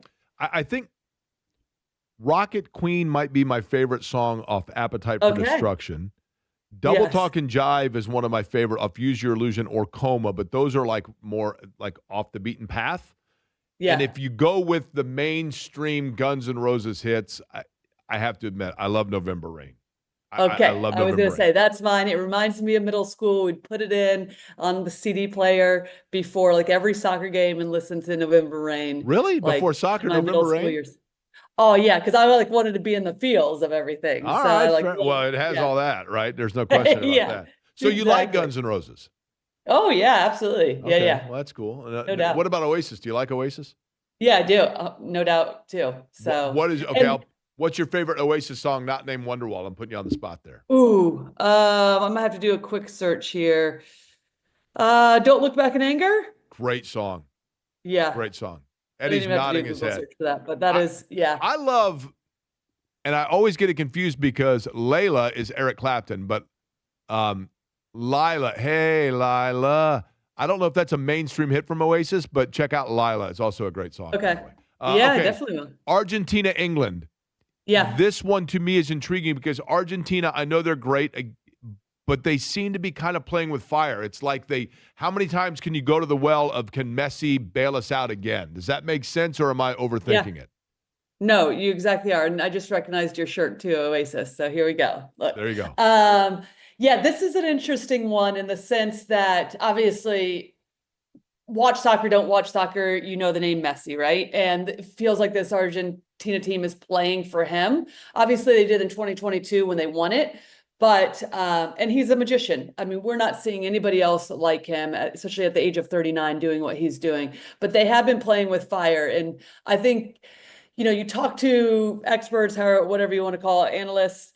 I think a lot of people would say out of these four teams, it's incredible to say this, but they would be the number 4 team out of these two semifinal games, just because they have been playing with fire. They have been open defensively, and I think England's going to be an interesting matchup with Harry Kane, Jude Bellingham, those two in terms of their current form, their ability to score goals. But I actually think so. A couple of things. One, with Argentina, they're going to have to be good defensively, especially in the second phase. And what I mean by that is they're pretty good when to stall any sort of like first attack for teams. But the second phase is where they can get caught. And I think that is where Jude Bellingham for England could be kind of that player that would be the catalyst in this game for England in terms of his late runs out of midfield, picking up the ball right outside the 18-yard box and scoring goals and punishing Argentina. But set pieces will be massive in this semifinal. The delivery from Messi, but also the aerial ability of England. So that's something to look out for as well. The Swab 2-in-1 hotline is where you are hearing Lori Lindsay. Of course, you have seen her work in covering and analyzing the World Cup on Fox Television in Philadelphia. Last night was the Home Run Derby. As you walked around, you could hear the roar of the crowd everywhere you went in the city of brotherly love. True or false? I would say false. Eddie, what I tell you, man, what I tell you. What? It was false. She didn't hear the roar of the crowd in the Home Run Derby, Well, there right? was booze. There was raining booze, Jake, in the Home Run Derby last night. Because people were upset that Bryce Harper and Schwarber didn't win, right? Correct. Okay, Lori, true or false? You are familiar with Bryce Harper. I know you said you're not a huge baseball fan. True. Okay, I am. Just want to make sure on that. That's part of the requirement of living in Philadelphia. Yes. All right. So next time you're on, it's going to be Madonna, right? And then in the meantime, because you're with the program and we're now fast friends, I'm going to send you an Oasis playlist. We're going to get you up to speed on it. Perfect. I Sound love good? this. Am All I right. going to see you next week on the show? What's that? Am I going to see you next Yes. next week in the show? I'll Okay, even wear a perfect. Guns N' Roses shirt. How's that?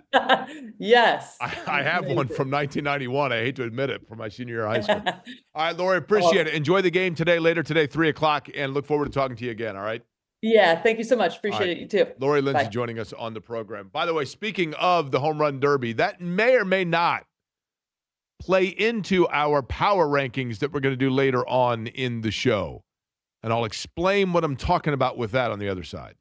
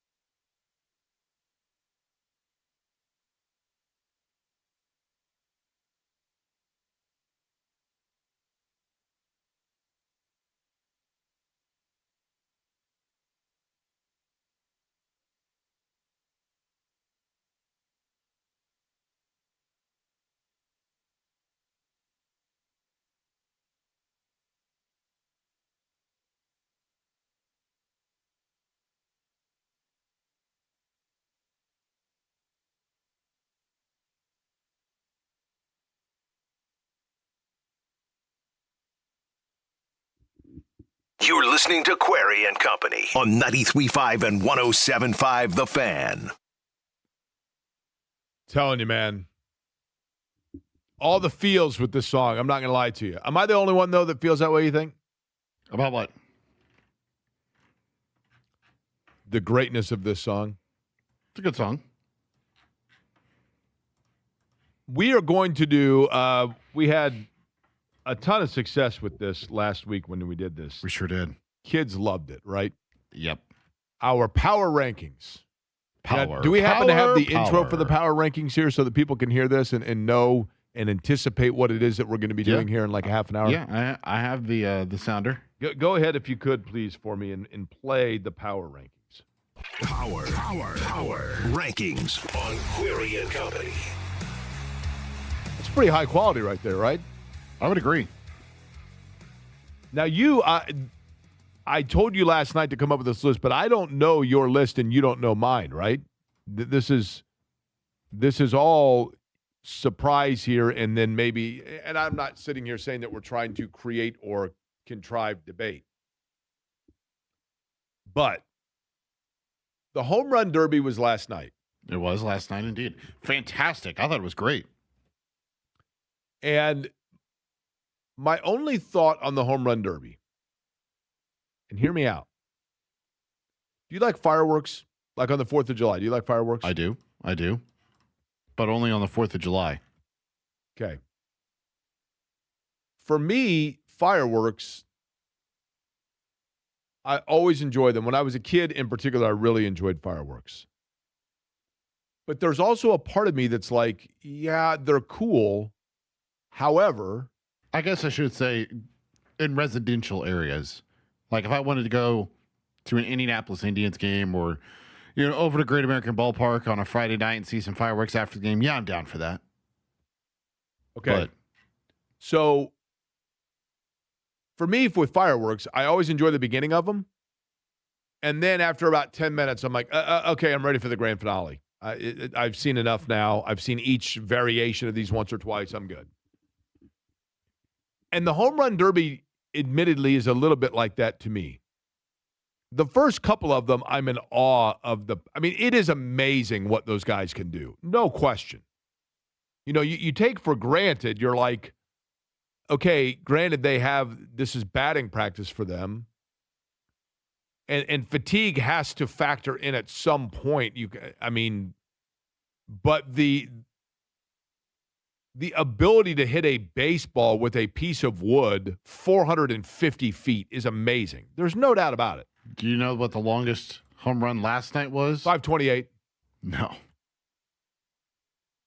461. I need actual proof of the Babe Ruth homer that everyone claims happened to be the longest one of 575 feet or whatever it is. Like what? 461. 490. Okay. And that was by who? Junior Caminero, I believe, and Wilson Contreras. Wait a minute. Now hold on. Hold the phone here. How long was the longest home run? 490 feet. That's an extremely exact. You're telling me two guys tied with the exact same amount? Yes. Not one of them wasn't 489, one wasn't 491. Did they have somebody out there with a 490-foot tape measure and they're like, unbelievable, exact same spot? That's exactly why I'm asking. How do people know that Babe Ruth hit a ball 575 feet? Fair. You know the Babe Ruth called shot? Yep.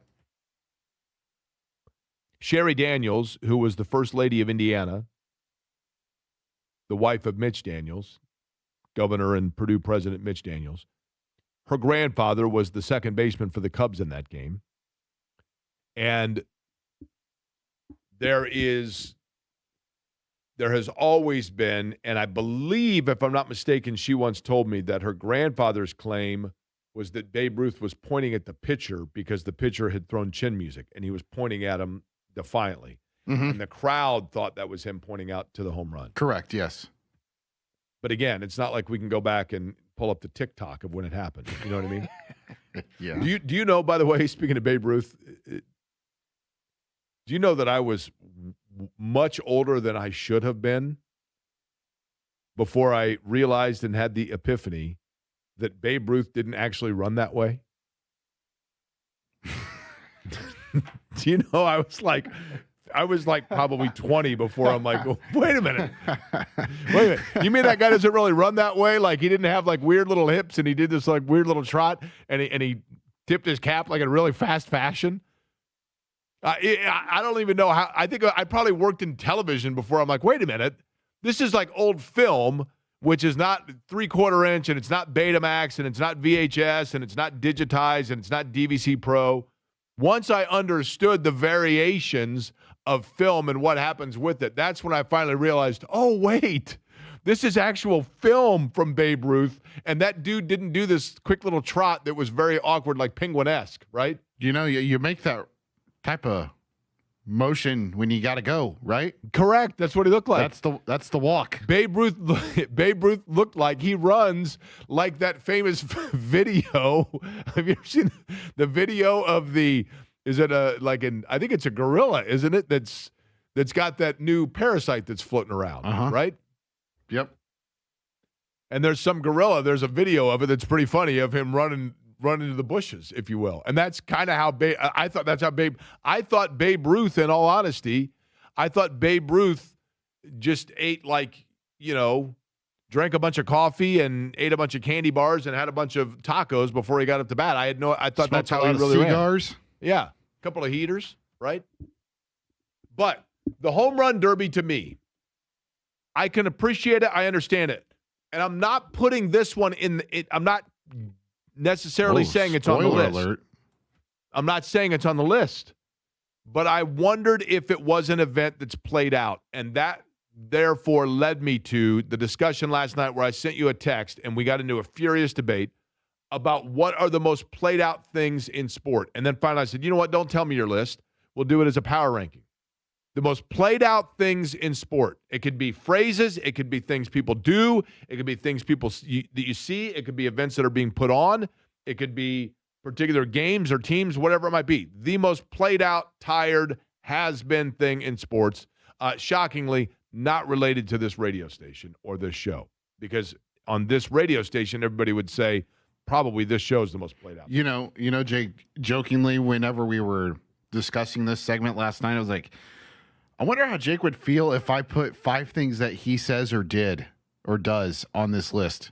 But then I remembered that would probably hurt you because you are a very, very emotional human being. No, I can tell you right now the things that I say that are the most played out. We all have our catchphrases. And I can hear it when I go back and listen to things. I say, man, I say that word too much. Opine. That'd be one. Fascinating is one. I will say. Camaraderie. I think it's funny when I say, well, I will say, well, yeah, I mean, I'm a talk show host. Of course I'm going to say that. We all have them. Some more than others. We'll do it in 20.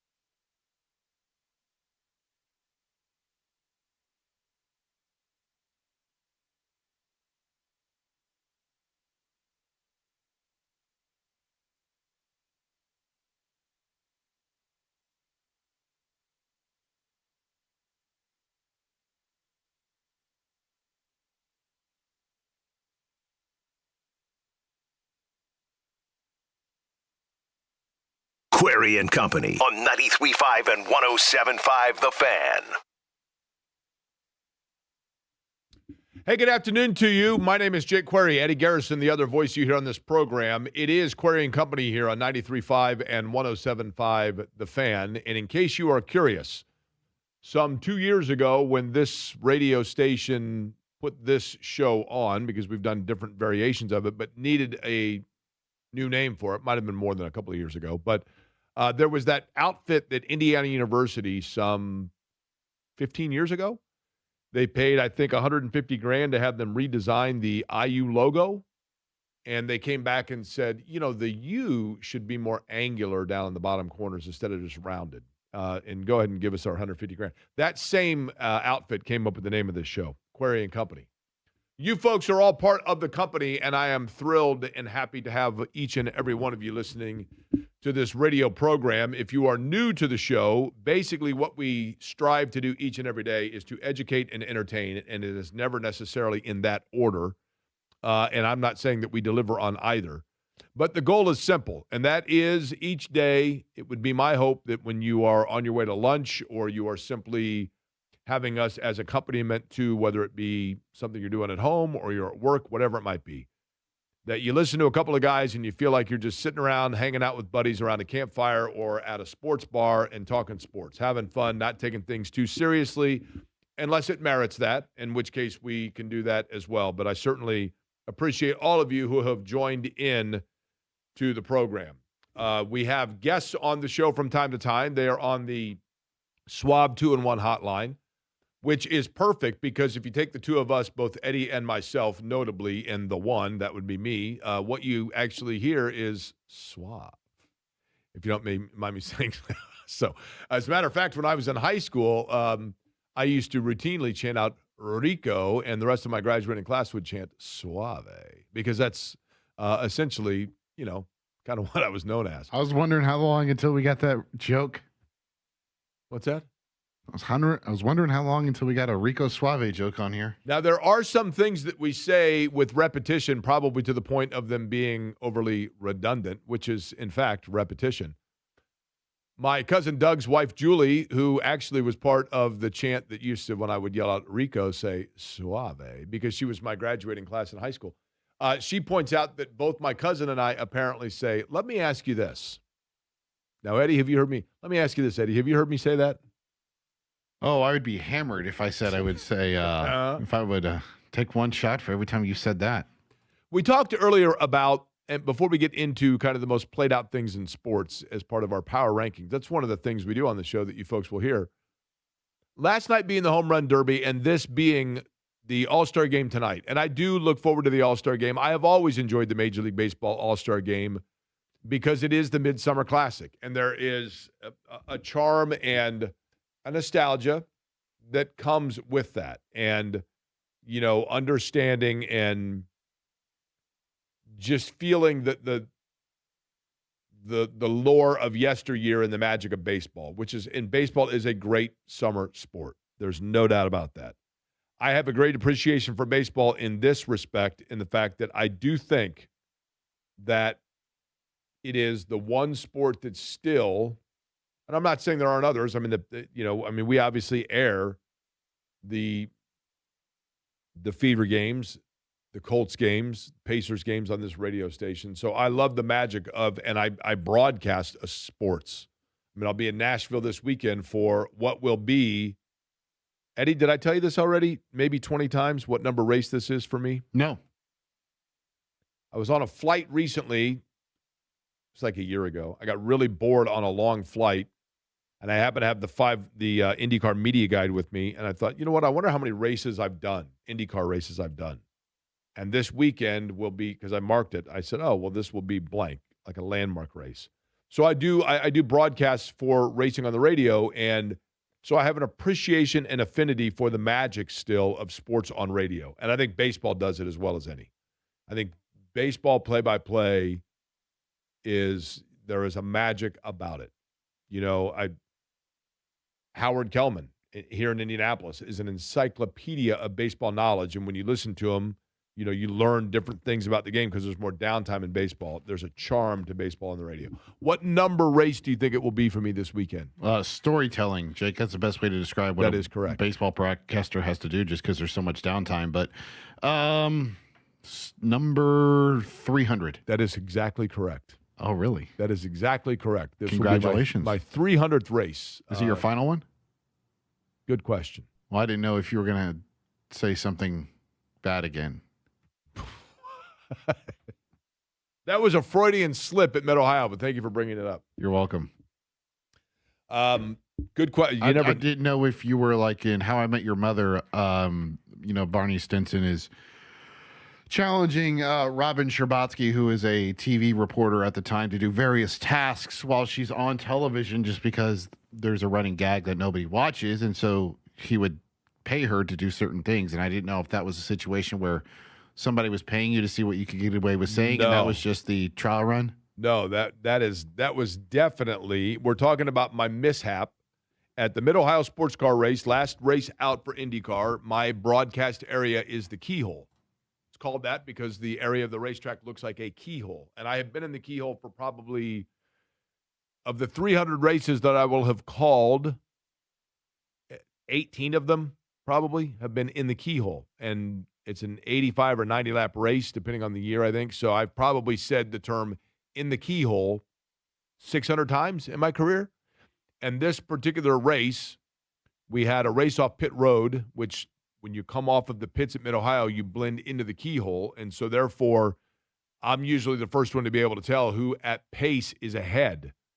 So I was curious in watching after a pit stop when they threw to me, who had the pace entering the keyhole between Pato O'Ward and his papaya car being chased by, and we were going to see if he could pass Alex Palou.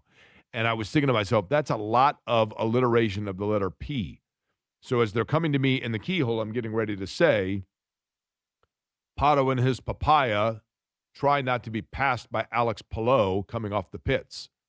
And that letter was ubiquitous in my brain, in my subconscious, and then into my forethought. And so instead of keyhole, I went with the letter, and I mixed those up. It's a total mishap.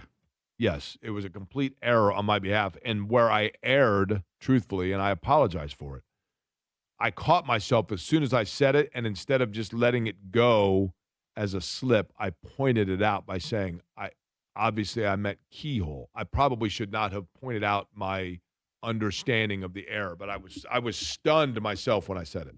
So no, it is not that. That was my first hiccup of some sort in that regard, and I don't plan on it happening again, but hopefully you didn't just jinx me. But last night in the home run derby, we talked about, I can appreciate the incredible athletic feat of it.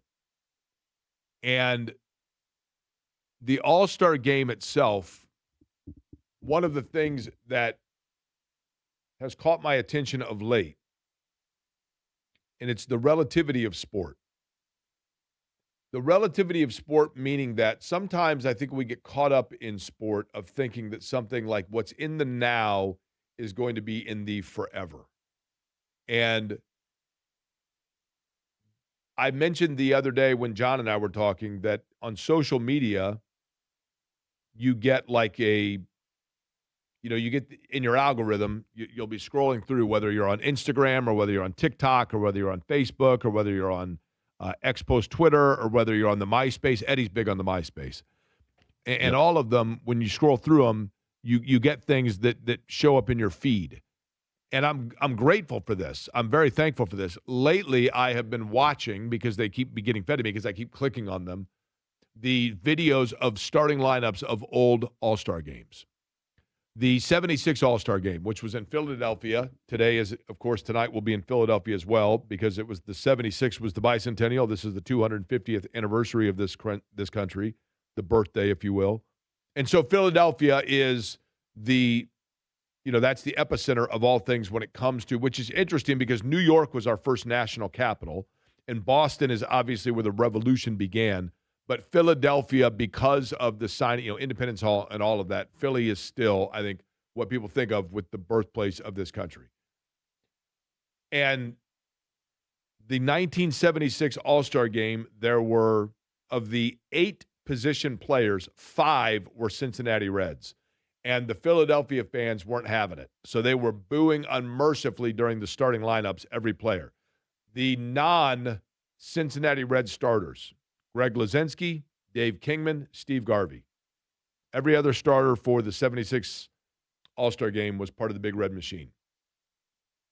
And then I was later watching the 84 and the 94 in different years. And it is funny the number of players in the All-Star Game in those introductions of the prime years of your baseball viewing that you say to yourself, whatever happened to that guy? Or, man, I don't even remember. I had no idea he was an All-Star. I was watching I think it was the 89 All-Star Game. And Chili Davis was the representative of the San Francisco Giants. And I'm like, okay, he was a good player, but I don't know that I ever would have guessed that he was an all-star. Then you got into that era where they had to have, and maybe this is still the case, Eddie. This wasn't always the case. But I think now, did they go away from the policy of making sure or ensuring that there was every team a representative has one, of every player, of every team? Every team has one representative, yes. That also gets a little bit tricky because you're like, really? I mean, you get guys on there that everybody knows why they're there, and that gets a little bit, you know what I mean? Perhaps, but I still think in a league of whatever, 30, 32 teams, no matter whichever one you look at, there's typically one guy on every team that has a candidacy for being in the spotlight for a day like that. When they don't get that chance normally because maybe they're in a situation where, like Chase Burns and Sal Stewart and Ellie De La Cruz, for example, with the Cincinnati Reds, ownership not wanting to pony up money to surround players around them. So they rely heavily on developing players, and if they struggle doing that, then you have good players on bad teams. Do they still have the Future Stars stuff? Yes, they do. Right? That was yesterday. Now, my understanding is they're rebranding that as the Future Dodgers game, right? Okay. They should rebrand it to the Dodgers game because all they do is develop dudes and they become high prospects. Next thing you know, they trade them at the deadline. Future Yankees games. The point being, I do think one of the things that is hurting baseball is the lack of salary cap because there are a lot of teams, the Pirates, the Rockies, the Reds.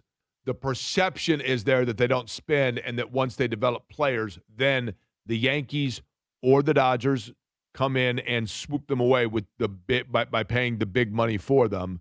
And therefore, there is no league that has the greater chasm of the haves and have-nots than Major League Baseball.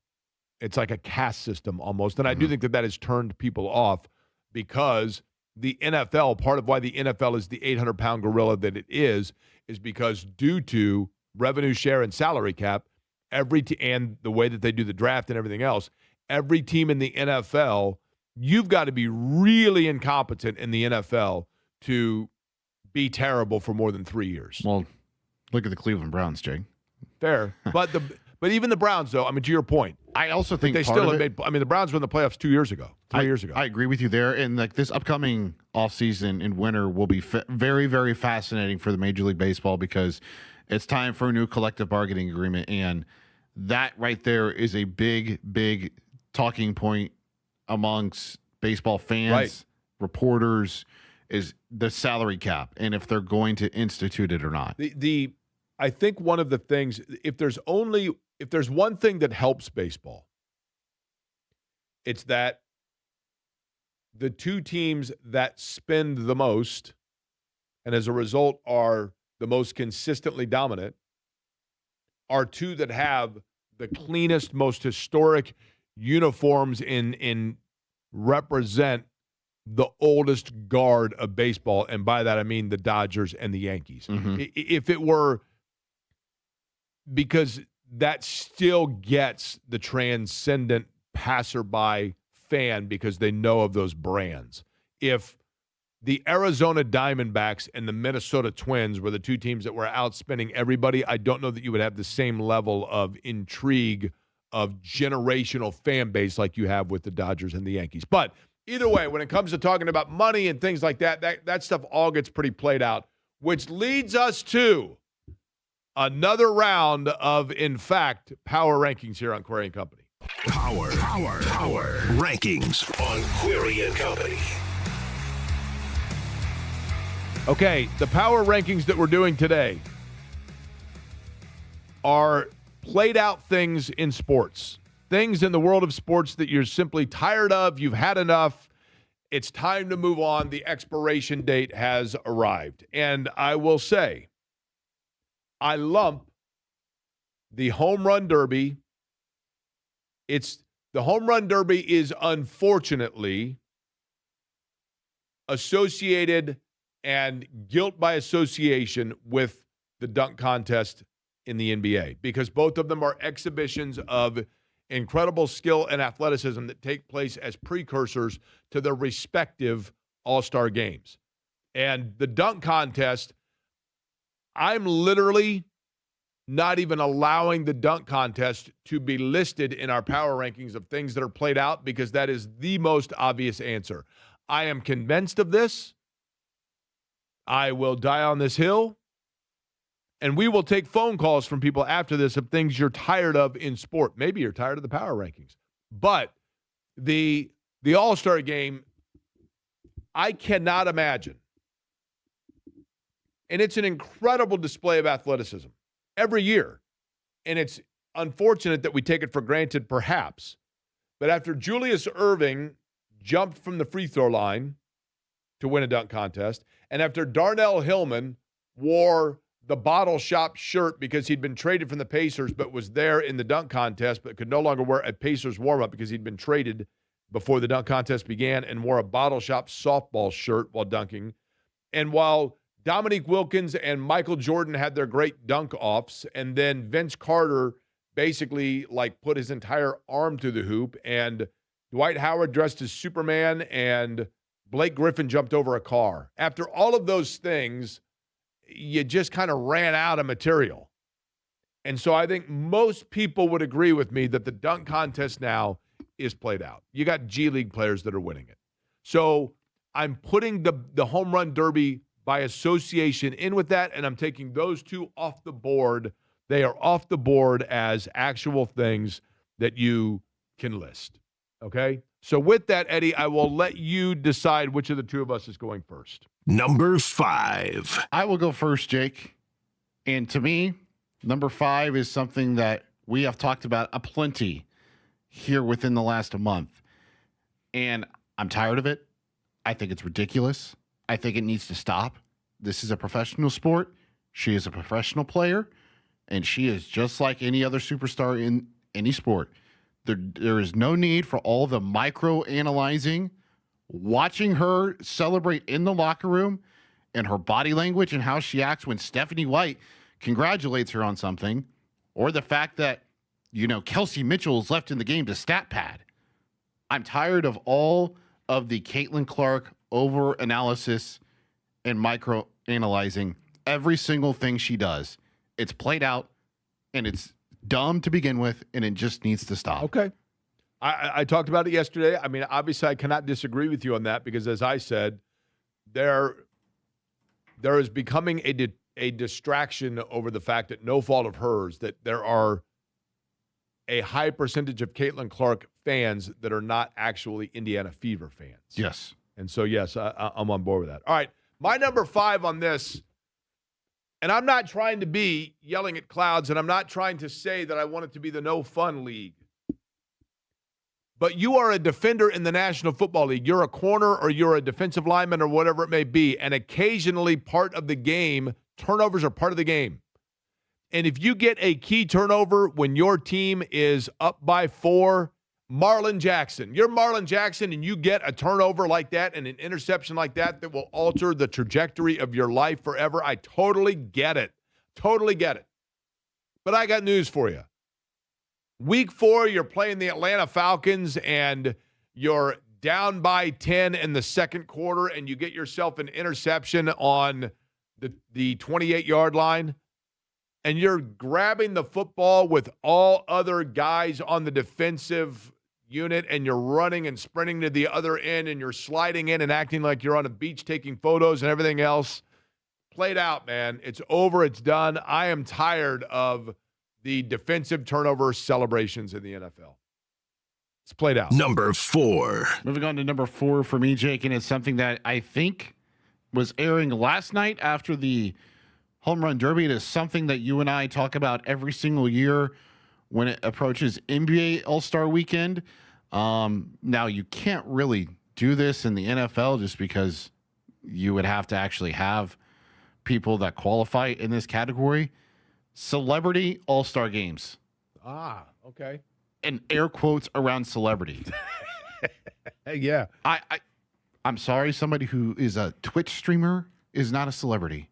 Someone who just posts videos on YouTube, not a celebrity. Fair. Okay. Now, the NBA Celebrity All-Star Game, basically, that's the time to shine for Michael Rappaport, right? Lil Bow Wow, is he still around? See, like, I even remember when I was growing up, they would try to find, celebrities that were at least from that market. Now it's just, who can we get to fill this? Yeah, I mean, Derek Schultz and I one time were he put together his fantasy Indiana D-list celebrity. We didn't get invited one year to the Paul George softball outing. We did one year and then not the next. So Derek wanted to organize his own wiffle ball outing, D-League wiffle ball outing. And I remember, I believe he had the Watson's girl. She actually called in the show and said that she would play. Peter Francis Geraci, I believe, was supposed to play as well. My number 4 on this is, and I get it if it's authentic, sure. And I don't want to be the guy that at this point is actually praying for things to end badly. But I'm totally played out on Jumbotron engagements. I don't even mean engagements to the point of like getting down on one knee and getting engaged at a sporting event on the Jumbotron. I'm all encompassing on this in terms of the fake kiss cam, like the staged one where the girl shuns him and gets up and runs away, or he turns and kisses the wrong person and everybody laughs. I'm all for the in-game entertainment, and the Pacers do a great job of some fun ones at Gainbridge Fieldhouse. But some of those staged actions, and notably those that are getting engaged, I'm sorry. If you're a diehard fan of a team, it's cool. It doesn't mean that your significant other is as well, and oftentimes she's probably just posing as such. It is played out to get engaged at a sporting event. It is your private moment, and it should be that way. It doesn't need to be in front of everybody else. Number 3. This is something that is happening more rapidly across every single sport. It just happened with the World Cup. There are discussions of it happening again. And when it's an event like this, fine. I understand. But when it comes to the NFL, when it comes to college football, college basketball, the NBA, Major League Baseball, can we cut out the playoff expansions? Like, what are we doing? We're totally minimizing the importance and significance of winning regular season games. You know why they're doing that in college in the NCAA tournament, right? Oh, well, yeah. It gets Indiana in the field, Jake. They're doing it in the NCAA. That's exactly correct. The NCAA is expanding the NCAA basketball tournament because they're terrified of the big conferences eventually seceding, and they want to make sure that they're appeasing all teams from said conferences. I am convinced of that. Yeah. If you add up ACC, Big 12, Big 10, SEC, add the 4 together, it's 68 teams. There's a blueprint on how to do a 68-team tournament. They're worried those 4 are just going to do their own deal. But what, we got 14 teams in the NFL that make the postseason out of 32 teams? Like, what are we doing? And I'm the first to admit, now this year I'm happy because it might get the Blue Jays in. But I'm the first to admit it is confusing in baseball. It's like, wait a minute. Now, how many wild cards are there? And like they play one game? Is that a playoff game? Really? A play-in for the playoff? It's confusing. I don't disagree on that. All right, my number 3, Eddie, I asked you to pull a piece of audio for me. Oh, crap. Okay? I forgot. That was my assignment. Okay. I forgot to do that. Then Give me while like 30 you're seconds. pulling that up, okay, I will tell you this. Maybe I'm nitpicking here because somewhat I'm in this realm, okay? But when you are a play-by-play announcer, it is my opinion. When you are a play-by-play announcer in radio or television, you are not the game. You are not the star, and you are not the story. The greats, the all-time greats that have done it, do so because they become great because there is a level of humility that embraces them to people. Joe Buck, when he began doing play-by-play, and he's outstanding, but when Joe Buck first was doing play-by-play, he was not liked by a lot of people because he was seen as nepotism and boorish and arrogant. And then he came out with a book basically explaining how he was aware of that perception and dismissing it. And now I think people really respect and like the guy, and he's outstanding. His voice is synonymous with big event because he showed a humility. Vin Scully had a humility because he was just going on and on with baseball games, doing them, sharing anecdotes, and he came off like a baseball fan. Dick Vitale goes over the top, but it was beloved because he was just this over-exuberant fan. There are certain broadcasters that I think they become the story, and they have to go over the top because if they don't, they're going to let people down. And in actuality, what happens is they're letting people down because you don't even know what the heck is going on in a moment, which takes me to my number 3, and here's the audio. Mendoza in trouble. It's out. Touchdown. Wow. A rock play. Unbelievable. Giving the Heisman Trophy down. Was the Gus Johnson to me has played out. When you don't have your voice, because the one thing that I've had to learn, and I'm not sitting here saying that this means that I'm better than Gus. I mean, don't misquote me here, but admittedly, in calling the Indy 500, I had to learn early in my career that a pass on lap 40 is different than a pass on lap 190. When you are treating a second down reception in quarter number 1 as if it is the moment that you just heard, and then you don't have a voice for the moment you just heard, way too much, and makes himself bigger than the game, drives me nuts. Gus Johnson, Chris Berman and I love Chris Berman. Chris Berman was similar. And late in his career, when he just got to the point where he became a caricature of himself. So kind of both of them in there, but I'll put Gus Johnson as my nominee for the face of that style. Number 2. Jake, this is something that is sweeping the nation. And I'm not talking about, it's not a phrase. It's not a specific event. It's something that happens within the game, specifically basketball. And now it's becoming more prevalent in baseball. And I am seeing kids at the age as young as 6 doing this. I'm like, what are you doing? You don't have this capability. And it's the good old challenge finger wave. It's okay. Anytime there's a foul, run to the bench and just wave the finger. Challenge. I'm tired of it. Fair. You lose credibility. What about when you do it on every single play? What about the 6-year-old kid that's wearing $240 worth of elbow protection and eye black? Honorable mention, sports jewelry. I think it's getting out of hand as well. No, yeah, I mean the rings, all of that, like just the whole culture, the chains, the whole youth sports culture of making every kid think that they are Bryce Harper or LeBron James or Lamar Jackson. Played out, right? No question about it. I'm not going to, no argument here. All right. My number 2 is this. I remember when Clemson was in the national championship game against Alabama. They didn't win it the first year, but I was speaking actually at an elementary school, and they said, and I think I had something regarding Clemson, or somebody knew I was a Clemson fan. And they said, we have a teacher over there that just graduated from Clemson. So I went over there and I said, you just graduated? And she said to me, did you go to the Natty? And I said, Natural Light? That's what, a Natty Light? No, did you go to the Natty? What is the Natty? Have we gotten so lazy that we have to abbreviate everything? Title game. That's 2 syllables. Natty, 2 syllables. How hard is that? It's the national championship. I'm tired of the phrase. I think Natty sounds ridiculous. It just does. Like, doesn't a dog have like natty hair and a natty light?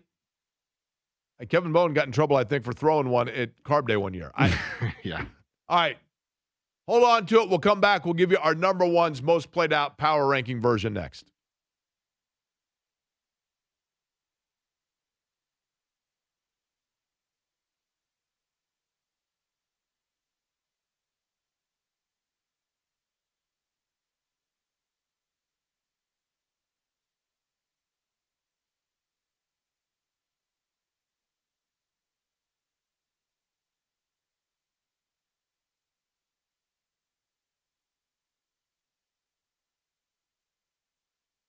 Hey there, Jake Query for Chicago's Pizza. Chicago's Pizza Lunch Buffet. You still got an hour to get over there, and it is spectacular.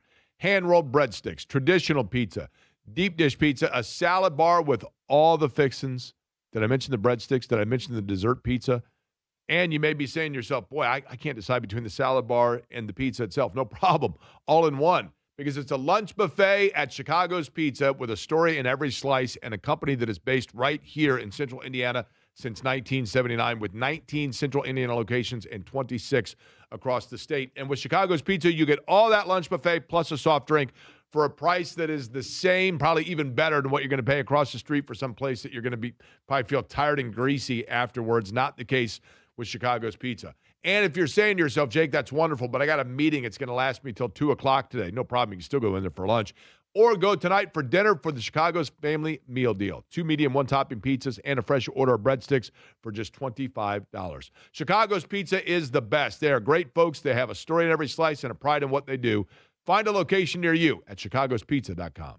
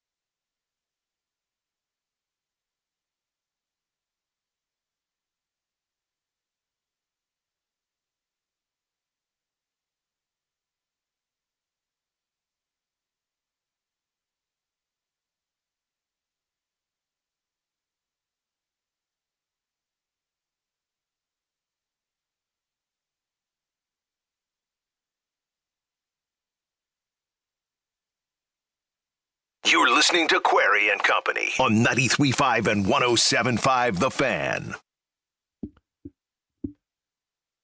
We'll check in, by the way, with what J&V's got warming up for his 3 o'clock program. We'll do that coming up just about 20 minutes from now.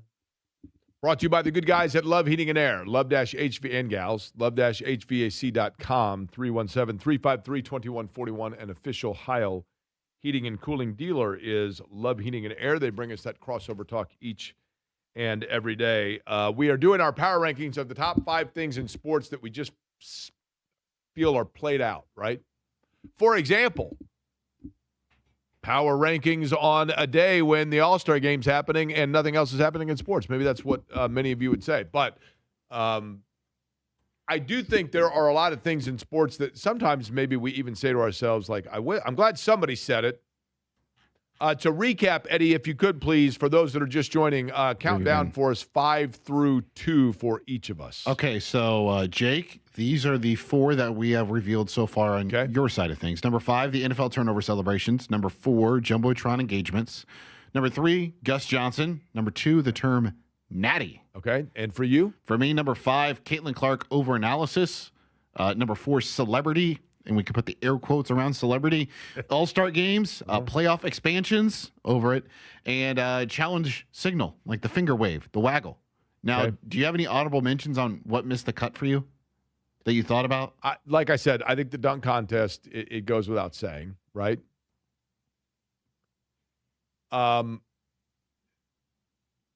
The ranking of athletes prior to puberty.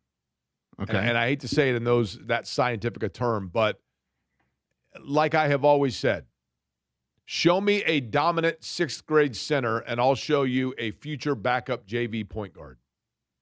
You just never know. You get that kid in like 5th, 6th, 7th grade that has developed before his peers or her peers, and they are literally man amongst boys.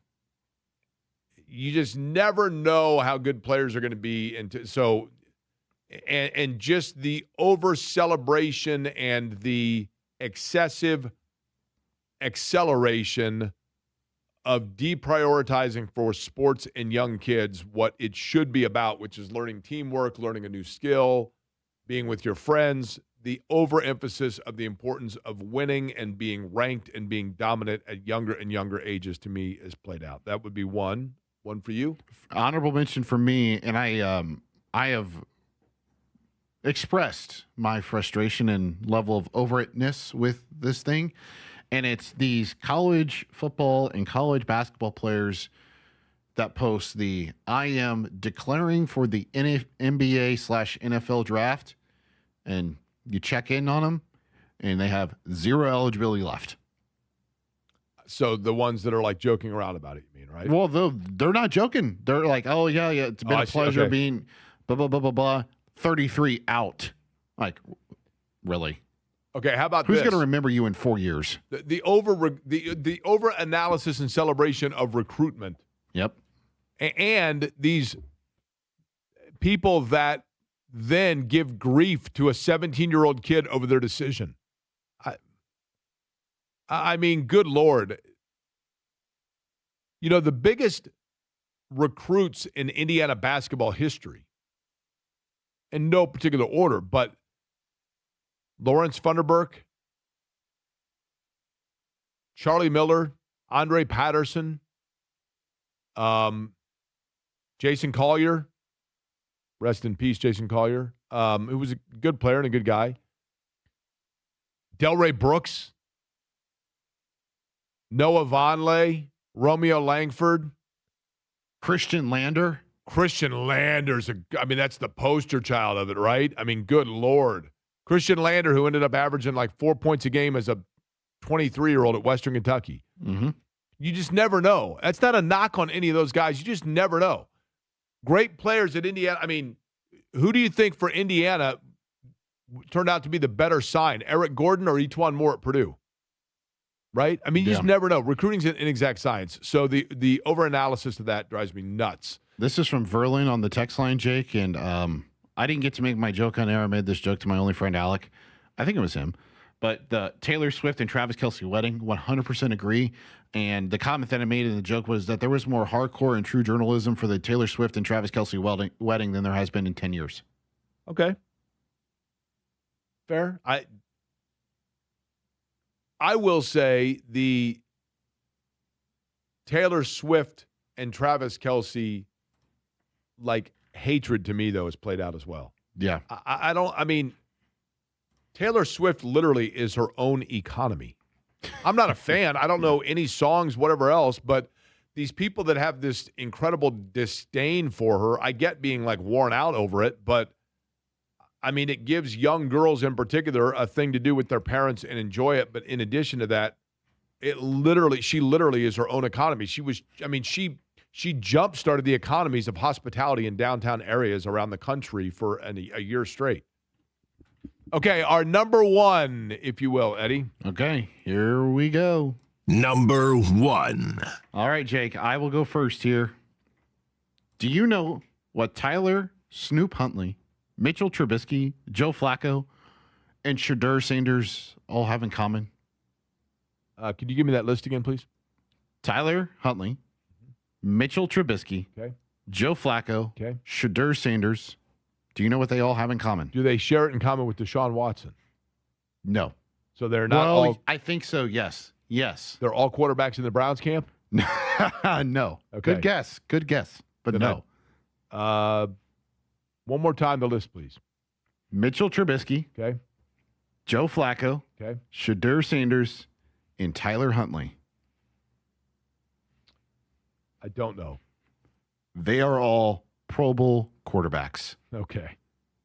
The NFL Pro Bowl game has to be the most outplayed thing in sports next to the dunk contest, in my opinion.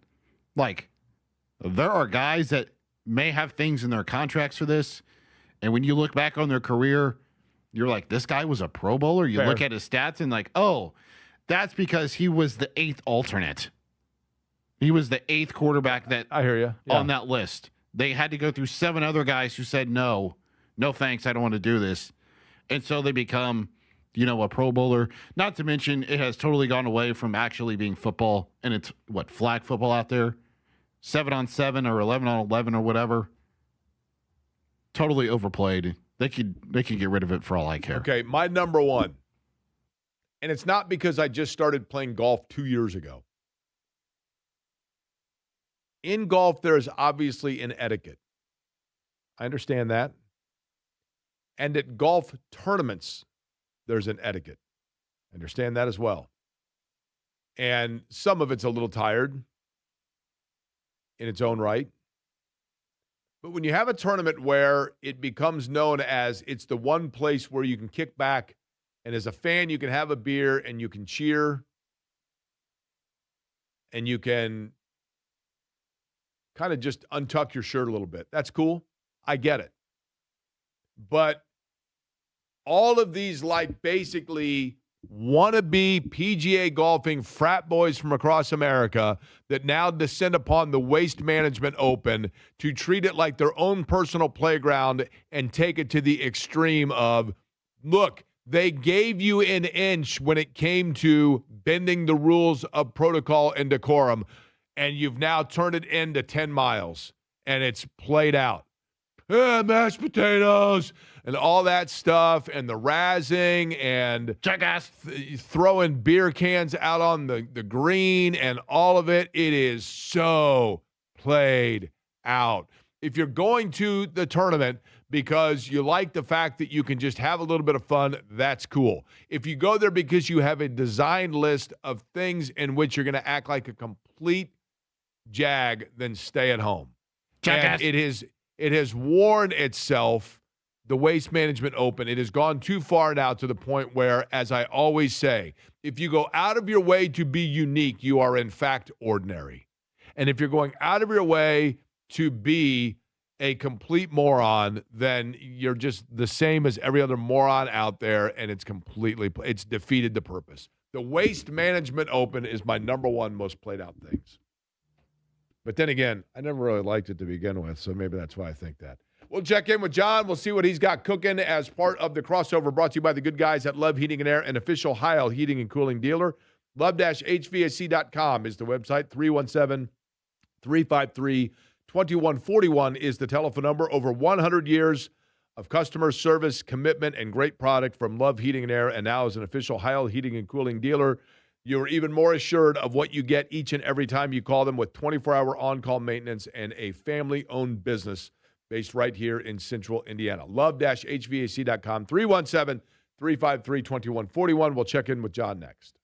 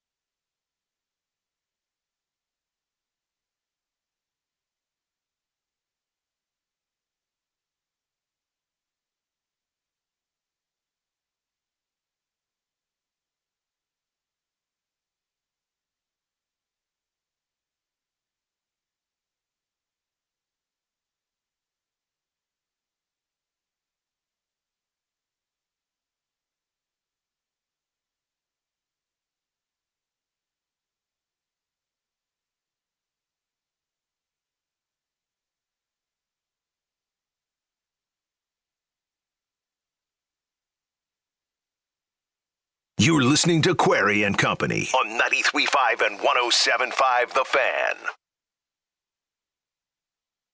Thanks to Lori Lindsay for joining us on the program today. Same with Joel A. Erickson.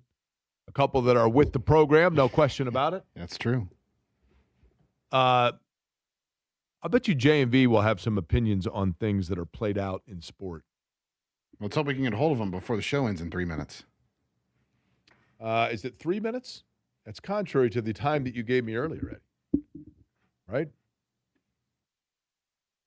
I'll need you to text me the time in which we end today to make sure that I have the right time, because I'm looking at the document that you gave me.